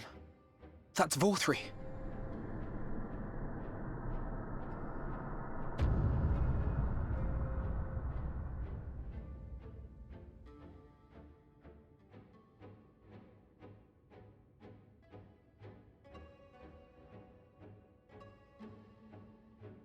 He is attended by sin-eaters. But how does he keep them from attacking? Mercy! Mercy!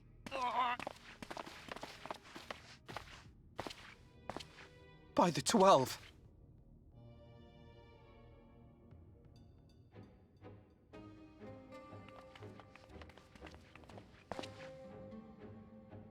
Kaishia, what happened to you? Who are these impudent louts? I do not recall requesting their presence.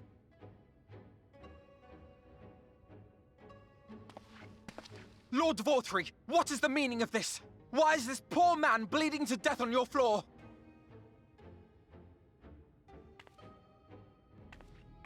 Why? You ask me why? Because criminals must be punished. And this man is guilty of fraud. He came to us claiming to be a man of business. Yet his subsequent conduct has shown him to be anything but. Europe is a city built on love for one's fellow man. Those who have naught to give and live only to take are a blight upon our society!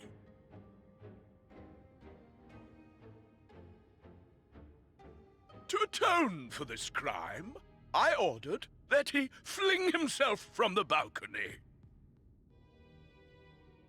And he had the temerity to weep. Please, my lord, anything but that. What then is a man of mercy to do, but offer the sinner another way to show his contrition? Another way? Meaning what exactly?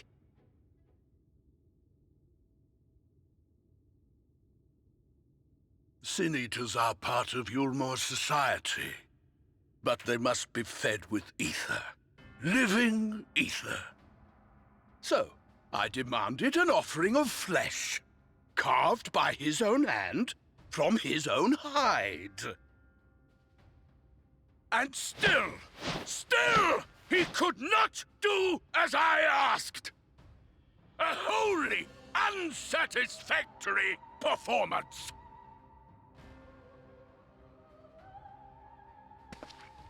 Tis true that Kaishia won his place here by fraud, but his actions were driven only by a desire to share in your paradise.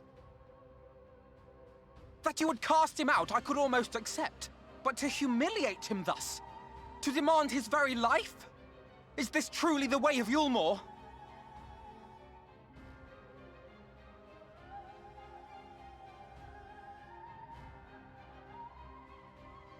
Oh, you dim, deluded child. Have you ever paused to consider what it takes to maintain such a paradise in this barren, broken world of ours? The guarantee of safety and stability. The knowledge that if one only abides by the rules, one has naught to fear. I alone can offer these things, for I alone can command the Sin-Eaters. And thus am I alone the voice of justice, and any who oppose me, villains to be punished.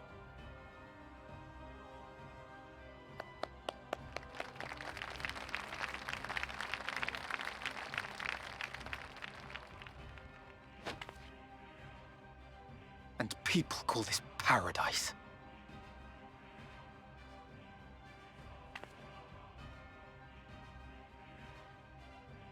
You were granted a place in my city for a particular skill. What was it? Painting. Oh, an artiste! Then you shall paint a picture for me of Yulmore. If I find your art pleasing, then I may excuse this display of insolence.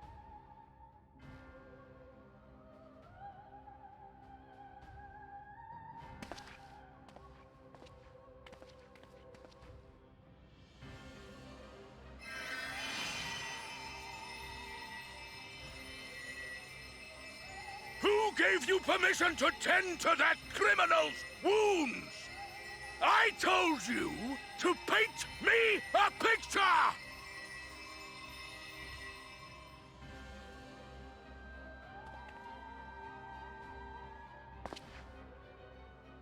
What you need is a mirror, not a painting. It will capture the horror I see before me far better than I ever could.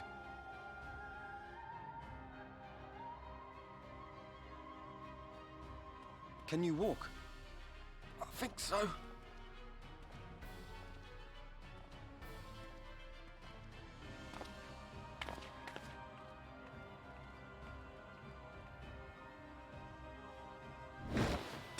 Did that little worm just insult me?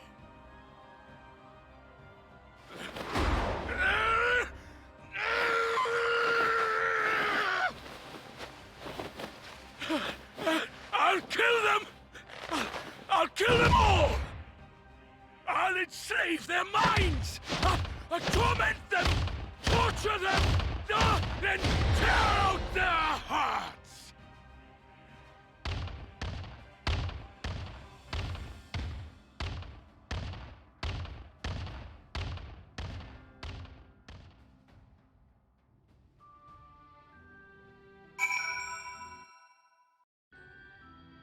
That now Q will apply one stack from the Kraken Slayer as well, which is why you're seeing it a little bit more often on Senna as a champion. And G2, they're just upping the tempo of this game, playing for all these plates, trying to funnel as much gold into Reckless as possible. And now, with that mid-prio, they can quickly rotate down to the Drake, and they can look for another fight. See what they can get done here.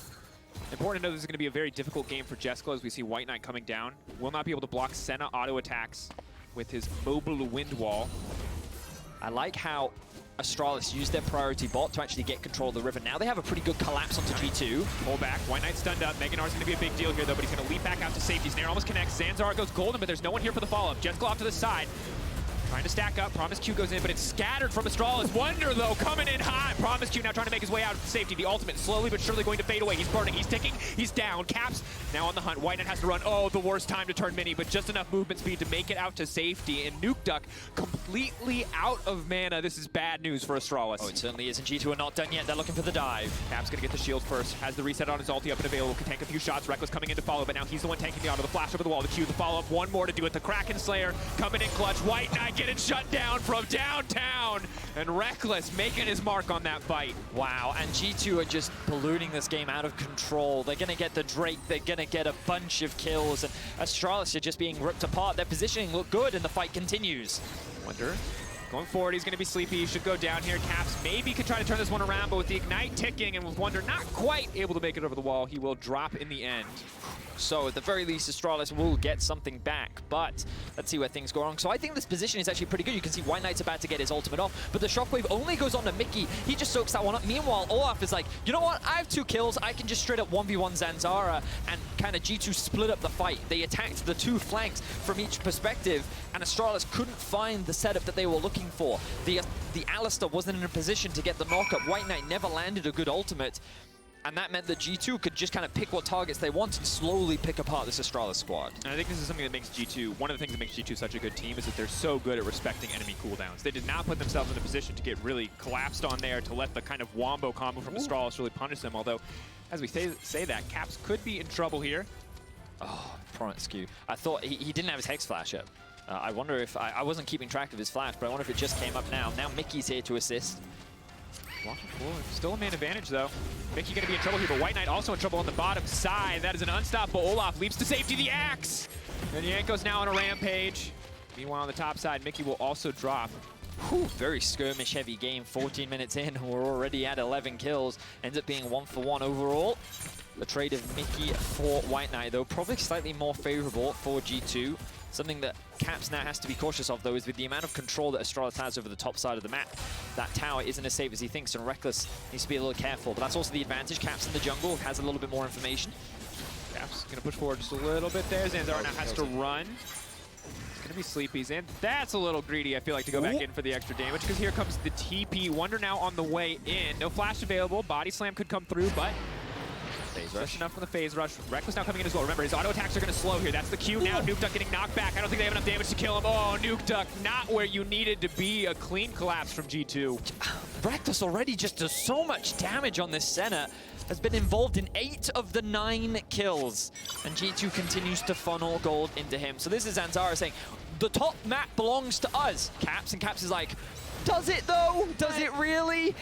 And so he forces the ultimate out from Zanzara, and this is where the flank TP comes in. Astralis, for all intents and purposes, the top side should belong to them. They know where G2 is, but then this collapse comes through. Reckless collapsing in through the mid lane. 1 versus 4 effectively at this point. Gets a kill, gets the heal out from where as well, and then Wonder comes from over the wall to get the knockback. Just quick response here from G2, and again, it's one of those things that they often do, like, typically, in many games, you would just see, okay, top side of the map belongs to Team A, bot side of the map belongs to Team B. But players from G2 will actually test that, and they'll push that, and they'll say, okay, you believe that you have control, but how much control do you actually have? Because it looks like that, for the time being, that control does not belong to you. I appreciate the bated breath in the setup, and I think it's interesting to see how confident the G2 are moving, how confident they're playing as a team, and definitely how confident Caps is, he's going to get pulled back there. But the member that everyone's always going to be ready to talk about, at least for these first few weeks, at least until it becomes the new normal, is going to be Reckless on this team, and kind of the attention that he gets, the setup that he's been getting. How is his team? Never mind. G2 are killing people. Yeah, Reckless is great. Big Egos is also killing people. He heard you talking smack, Phidias. He's not interested. He wants literally none of it. But important to note that Reckless in these first few weeks has been getting a lot of attention. He has been getting a lot of resources. And it's hard to say if this is a stylistic shift for G2 or if this is just a result of the style of games that they did play. But it is something we'll keep our eyes on. Just like this fight where Jessica's getting absolutely bombed. He's trying to spin. Reckless now going to be in trouble. Big shield coming in, but he manages to get one, trying to reset through. But there's not enough space for him to make it to safety. Mickey now has to run for his life. White Knight chasing Megan are on the way, but that is a Rift Herald. And so you return.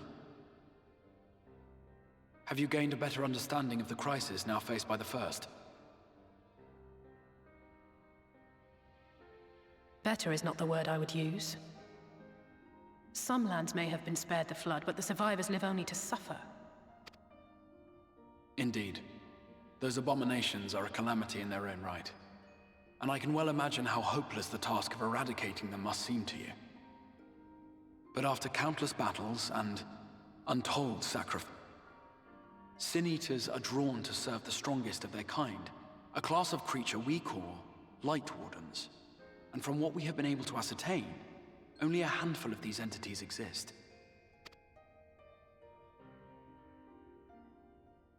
Just as an ant colony will perish in the absence of its queen, we believe that the death of a Light Warden will cause the lesser creatures within its sphere of influence to disperse. I have a feeling Yulmul might have something to say about any concerted action we take against these monsters. Vorthra's command over the Sin Eaters is integral to Yulmoran society. In seeming to guarantee his people's safety, it guarantees their obedience. He will not take kindly to us depriving him of such useful allies. Agreed. Thus we will need to occupy or otherwise divert his forces whilst we proceed with the business of eliminating the Wardens. Until we have done so, all other considerations must be set aside if we are to forestall.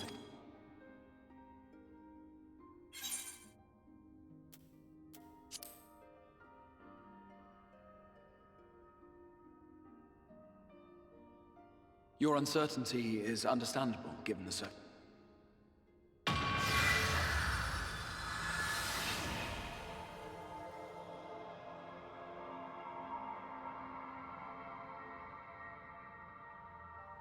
In the ancient past, a single star was divided into 14 worlds. This is the source, your home. These others are the 13 shards, in whose number we find the first. Though physically separate, they retain a connection to each other, and with the source especially. Now, let us assume that a given element in one of the shards attains abnormal ascendancy. Just as water will flow from the highest point to the lowest, the excess energy will begin trickling into the source.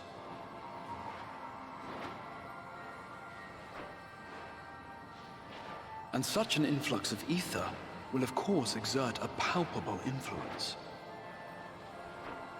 If the element in question were fire, then drought and wildfires might ensue. If it were ice, one might expect the weather to turn bitterly cold. As ether continues to pour in, such phenomena will become more and more extreme, until eventually, a single, untimely event triggers a disaster which cracks the barrier dividing the two worlds.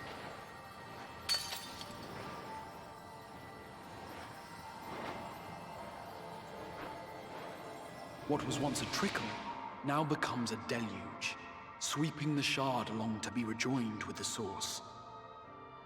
At the same time, the element which held sway in the shard is unleashed in full, its energies amplifying the original disaster to truly catastrophic proportions.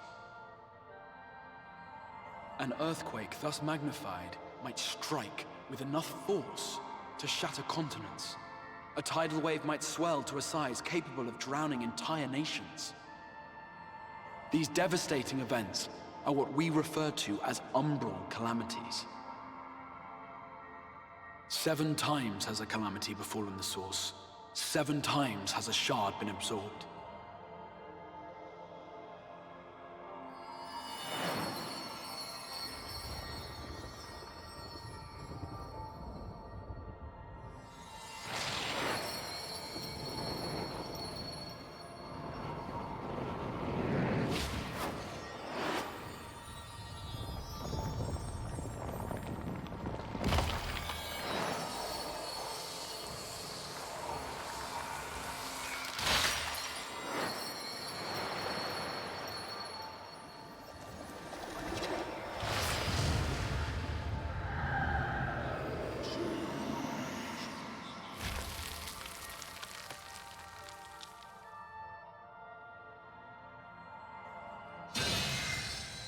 At present, the light-drowned realm of the First stands perilously close to meeting the conditions for a rejoining. It is the Sin Eaters who are to blame for the Light's continued dominance.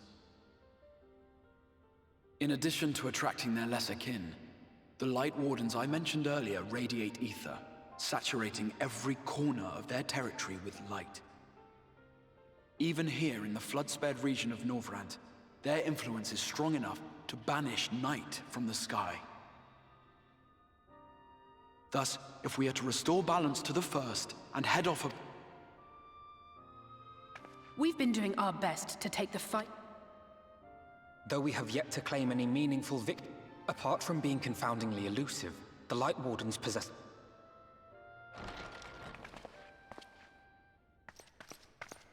Forgive the interruption, my lord, but Hallminster Switch is requesting reinforcements. They say the Sin Eaters are attacking in force, and the village could soon be overrun.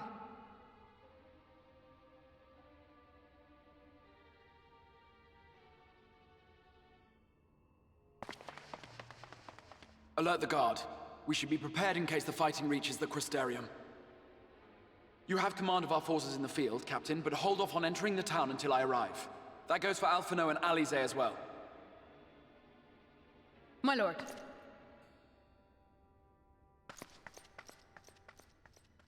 Pray, lend us your strength.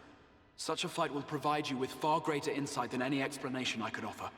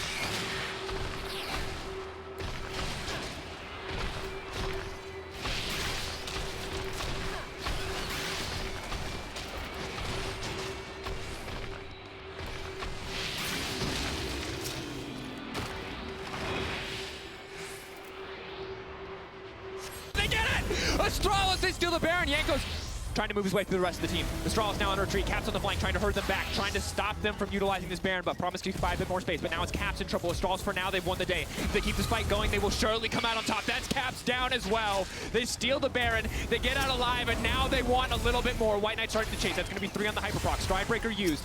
Chasing, but he's tired. He can't stack that rage quite yet, so he's going to have to back off. I never thought I would say he's tired as a legitimate play-by-play call, but I guess that's just what it is. Wow, okay, well, this was exactly what Astralis were looking for. Now, if they can look to contest the Elder Drake as well, then there's a real chance that they can come back into this game. I think that G2, they got a little bit too loose. They made a couple of too many poor plays, and like, you just look at this Baron setup, like, it's just poor, ultimately. They don't have control of the mid, they don't have proper deep vision. Caps is kind of coming in from the flank, but the engage from Wonder doesn't land on the Jeskler. Then the immediate exhaust down onto Caps zones him away as well. And then you realize, okay, well, Jankos is solo on the Baron now, but the combo of Nuktuk and Zanzara, no one or nothing is stopping these two from getting into the pit. And that combo, like, the smite wasn't even used, just, well, it was used from the Olaf, but it didn't come out in time, and Nuktuk was able to secure it with the shockwave, so they walk away with the Baron. They get the kill onto Caps as well, and that gold goes onto the back pockets of Jeskler, which means that Astralis now in a much better position. They're going to have so much more gold in their back pocket. You can see 2 items fully completed. Problem is, you then look at Reckless and you're like, that's 4 items and a QSS. Yeah. So it's definitely not going to be easy, but Astralis looking for another pick. Nap on it, Mickey trying to pick some support. Promiscuous now don't get the dunk on Reckless, but the cleanse out. Running the safety, QSS taking him out, Mickey alive as well, but big damage coming in. So you can clearly see that Astralis' game plan here is just group fight, group fight, group fight. And they're trying to take advantage of the fact that G2 is split across the map right now. Of course, the real risk of this is that Caps is slowly setting up that wave in the top lane. The Elder Drake is spawning soon. And it's a matter of, can G2 buy enough time for Caps down on the back line, and what's Jankos going to do? Trying to get some work done. Nuktuk has to flash, but no, Jankos is still going to take him down. Olaf just does not care about any of this. Jankos gonna get knocked back though, that's gonna be the 2-man. Jeskler now pushing for the follow-up. Spin, spin, spin. Samira on the way forward, but still, Caps, Wonder stepping in. Reckless off to the side. Remember, 4-item 80 carry. It might be a setup, but she's still gonna hurt. Jeskler healing up, but he can be stopped in the end. The spin will be denied, and White Knight has to retreat. Stridebreaker, blast cone out to safety. He's gonna walk away, but G2, they've won the fight. They'll probably take the Elder, and they are set to take the game. Whew, wow, that looked like a really good fight initially for Astralis, especially with the fact that Reckless had no summoners, but no one was on Reckless. He was just freely sitting in the back line. He wasn't taking any real threat, and G2 just come out ahead on top of another huge team fight. They definitely kept this game exciting. Dracos, they definitely got a little bit loose with it, but you know, even though they lost the Baron, Jankos is just like, yeah, I don't care. 1 versus 3, just runs Nuktuk down. Even after the flash, there's nothing he can do, and like, single-handedly, Jankos is just winning that team fight. And props to Jankos here. You know, again, we highlighted at the beginning of the game that in the early games, sometimes Jankos can lead to some of these early game deficits, but you gotta credit the man in these team fights. He has so much confidence in these plays. He knows the strength of his champions, and he has been running away with the game for G2 pretty much from start to finish. Yeah, and this is just one of those situations where it's not clear what Nuktuk was planning there. Maybe he was thinking, hey, I get this sneaky 3-man shockwave, it instantly sets us up to win a fight, but whatever he thought would happen, the price of walking into melee range of an Olaf is death. Like, let's be honest, you're trading death for that opportunity, so maybe it didn't work out in his favor. Most certainly didn't, rather. And now we'll see what G2 can do to close this one out.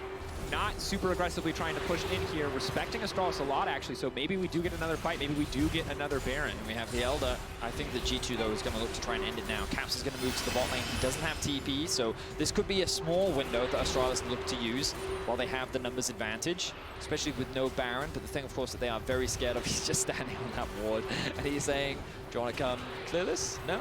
Okay. The spamming of emotes, I respect it. Caps now joining up with the rest of the team. That window has gone.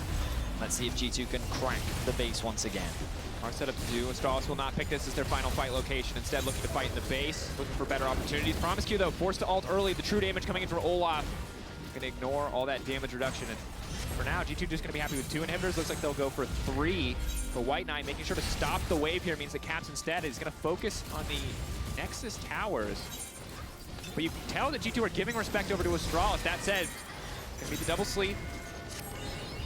No follow-up, no real follow-up there. Zanya's gonna come out. Trading the Zanyas for an ult, but he is gonna get knocked back. Flawlessly timed by Wonder. Mickey now pushing in, is gonna manage to find stun. The follow-up is instantly there. Oh, this is where the buff is just too powerful. Nuktuk running for the hills, but the Dragon is executing left and right, and Jeskler can try to spin all he wants, and it might be enough. He's turning it back. He's walking right into the stun, and he doesn't know it. The leap forward, that's gonna do it. White Knight running for the hills. The snapback is there. He buys a bit of time with the stopwatch of his own, and now he's flashing out to safety. Maybe if he goes Mega, maybe, just maybe, White Knight can turn it back, but no.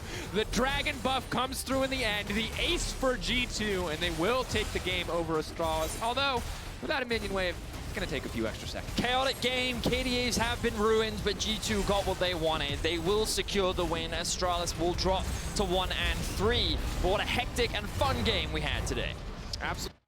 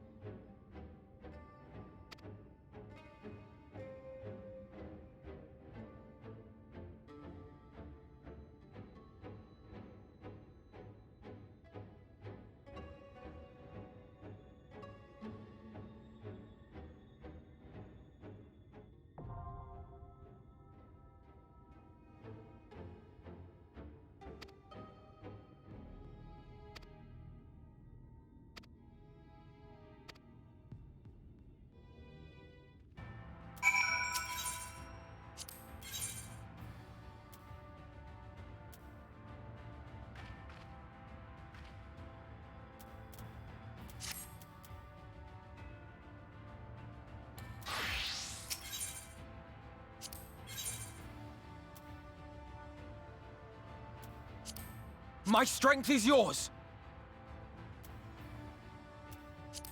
Leave this to me!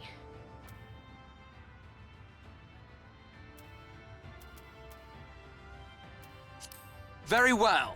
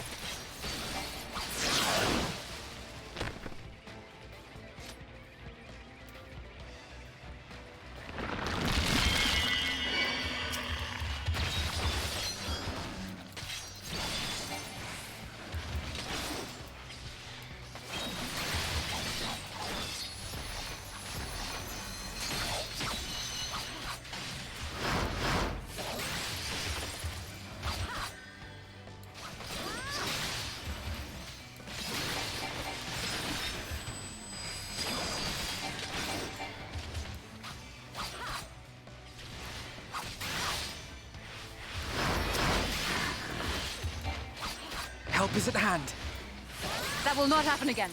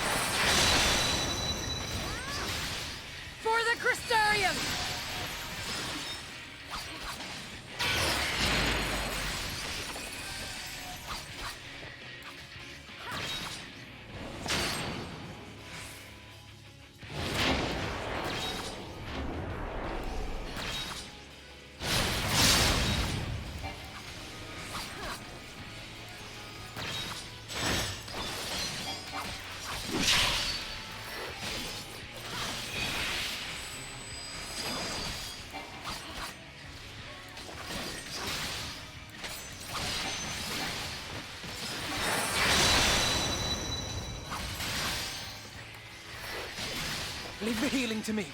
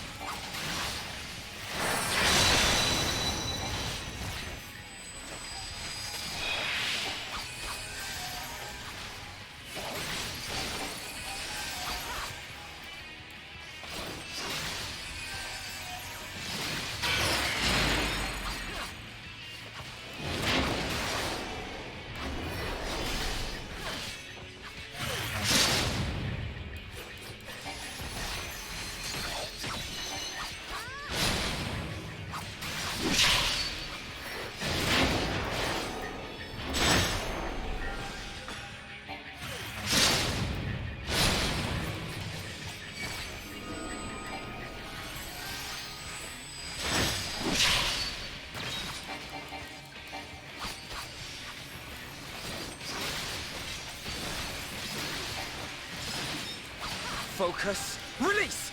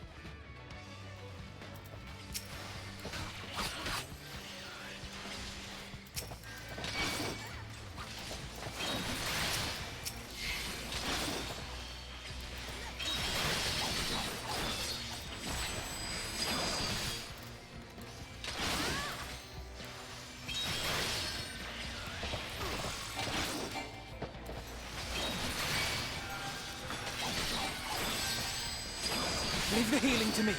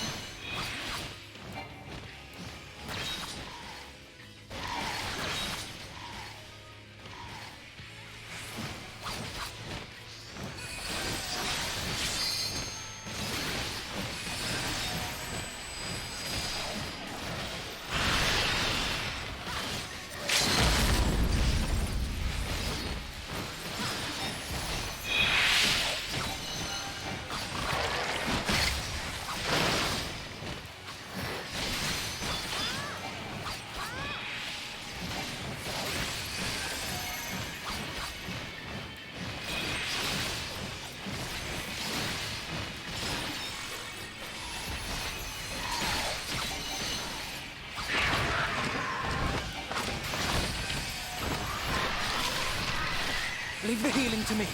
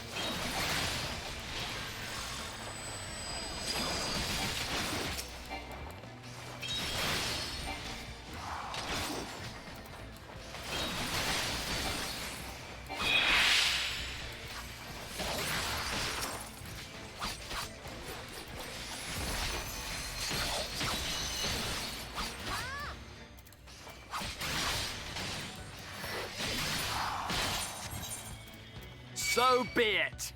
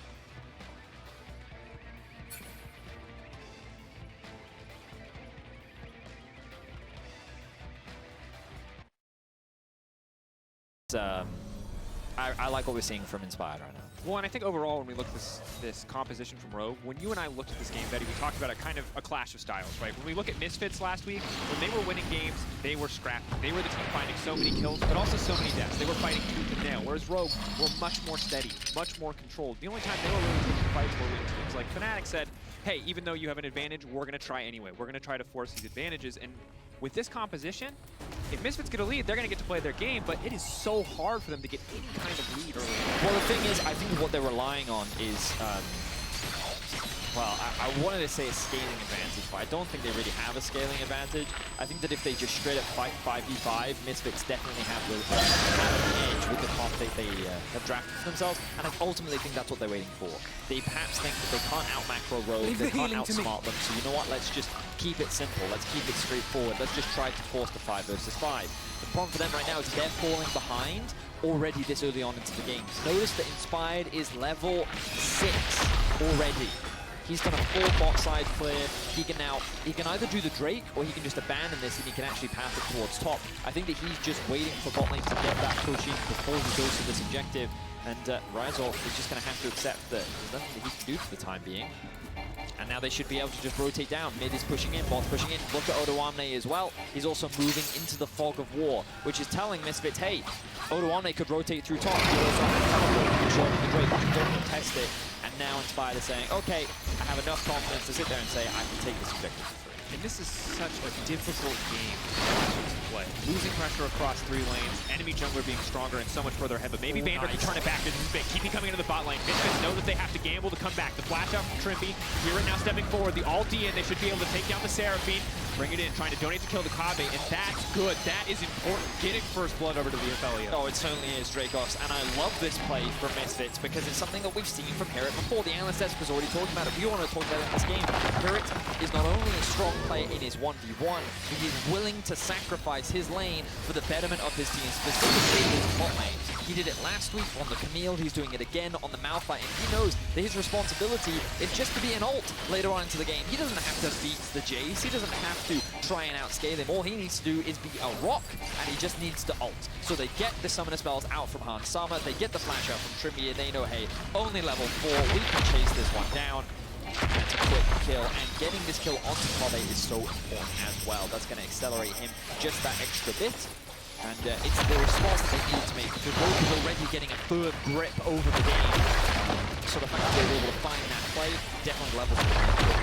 Yeah, and here at Hawkins, we have to keep our eye on. You heard him praise on the decks as well. Wallman goes for a bit of a trade here because he played the Renekton last week. That was a game he got a lot of those games. He got a lot of support to do with the team. But we saw in the Camille game, he was going to play for other people. Now he's going to play for other people again. The question is, how gracefully can he continue to lose this matchup and bring it back to the team fight? Because he does give up a lot to make that bot lane play. He's falling further and further behind in CS. Now look at this, both supports already grouping up with their jungler. Odoamne goes for the trade. He doesn't have that much mana. I think Misfits are actually in a better position, especially with Kobe rotating up into mid lane as well. Misfits know they have the numbers. They want to get this repelled. They want to try and get that plate gold, and I think that this is really important. You often hear a lot of debate around how valuable this Herald is, and I think that when you're in positions where you don't want to, especially when you're playing against really strong laners, the thing that Herald can do is they can mitigate a lot of CS differentials. So you can see in the top lane, Odoamne obviously building a CS gap, but with bot lane staying even with the kill on Kobe, if they're able to drop that repelled, funneled all that gold into the Aphelios as well, he's going to compensate Don't that. say I didn't warn you! Get all that additional play gold, and that's what I want to see from Misfits now. They're going to continue to lose a couple more of their jungle camps, and I think that with the Syndra being pushed under her tower in mid lane, VTO can't rotate, he can't offer support, and again, it's one of those things like, if you're in solo queue and you're a jungler and you're pinging your mid laner right now, you're in the wrong, okay? It is the mid laner, he's got to catch his wave, okay? It's got to be done. Now he can use this opportunity to push this out, and now the mid laner can roll. But like, too many junglers playing the mid laners and they can't roll now. I got to say that, you know? I've got to rep my other mid lane friends, you know? It's important. All right, just let it out. I don't know who hurt you in solo queue, but let it out. I'm sure they said many mean things, and they did. We disapprove of that behavior. Follow the summoner's code, kids.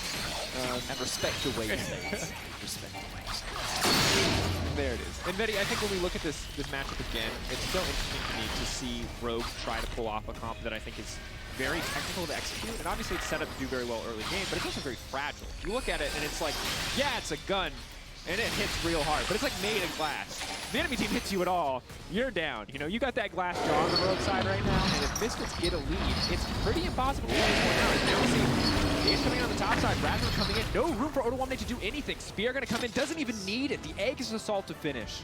Really nice, and this is again going to slow Odoamne down, and it kind of goes back to what we were talking about earlier, which is that if Misfits are able to find these ganks, if they're able to like put some of these lanes from Rogue behind, this comp gets very difficult for Rogue to play. Ooh, good flash. Hook does not connect, and Razork is able to get out of there, so clever thinking. Larson coming in the top lane though. Snare's gonna connect with the managed hook, that's gonna be a big deal. The arrow could come in as well, but Razork now running for the hills. Larson fishing for the kill. Now the stun coming in. Larson potentially in trouble though as VTO is on the way. Meanwhile on the bottom side of the map, still the Aphelios is alive, he's healing, but he can't quite get it done, and now the Ash, the damage just raining in. Hans Sama putting on a show here as Odoamne comes in and looks to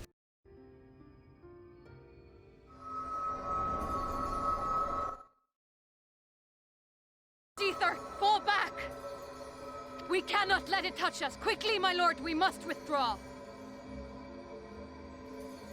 That will not be necessary, Captain. Though I appreciate your concern. The eternal light of these creatures has confounded us for nigh on 100 years. For each we have put down, another has risen up in its place, born of the self-same ether relinquished by its predecessor. But now we have a way to contain that corruption.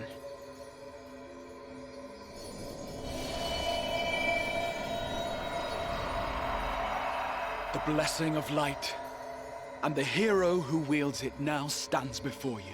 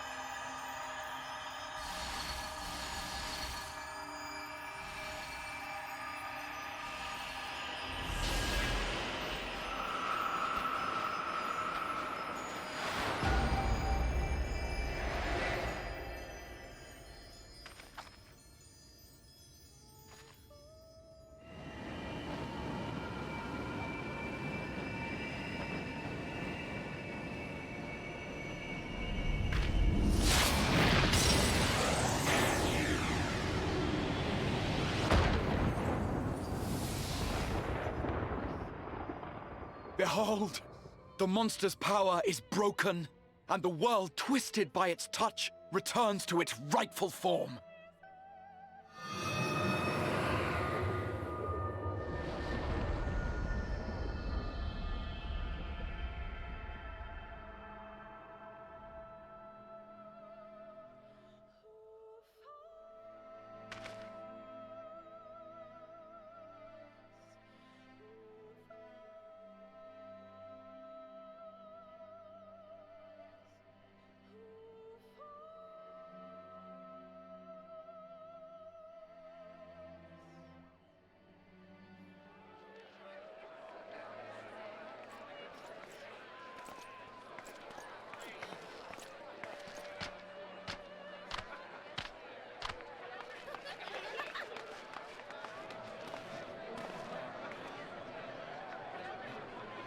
Scar. It can't be. What's happening? It's so beautiful.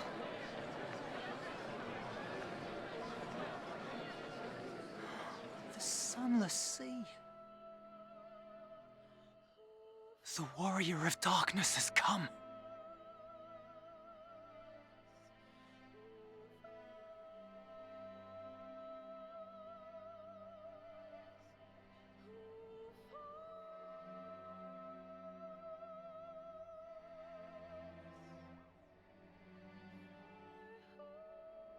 Is that what I think it is? The night sky, as it should be. Who are you people? You killed a warden, then bathed in its ether as if it were a spring shower, and now the sky? The legends are true.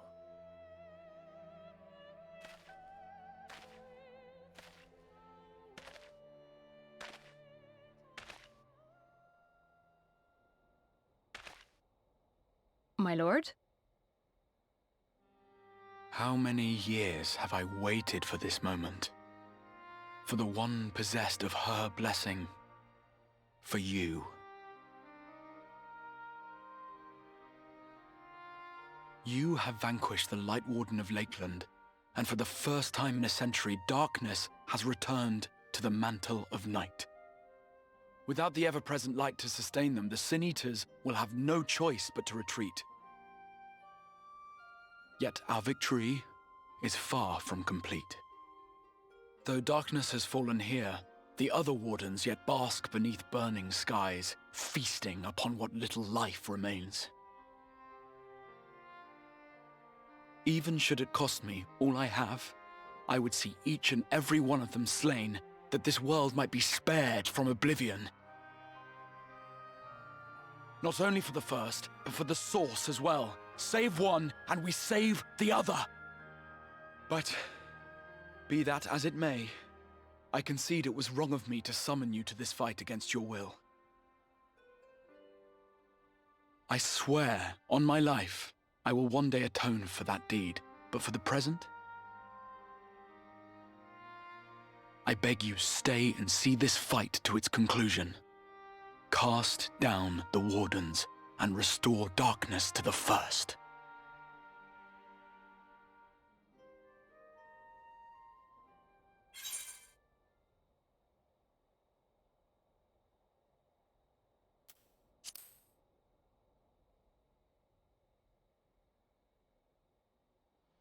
On behalf of the first, I offer you my deepest thanks. I understand there is much at stake here, Exarch, but why do you risk yourself so readily? It must have been a dangerous drain on your ether to summon even one person across the rift. I do it for my people, of course. To give the Crystarium the tomorrow it deserves. That is true now, yes, but the city had yet to be built when you first called forth the Crystal Tower. I'm simply curious to know what prompted you to commit yourself so completely to this particular course.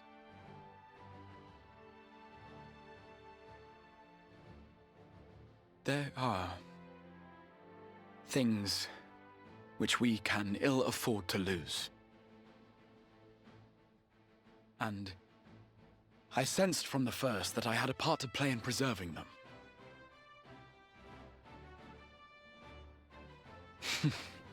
Forgive me. I fear the events of the day may have taken their toll. Despite appearances, I am an old man. One burdened with many difficult memories, some too painful to recall. Well then, I'm sorry for pressing you. It's a family failing, I'm afraid.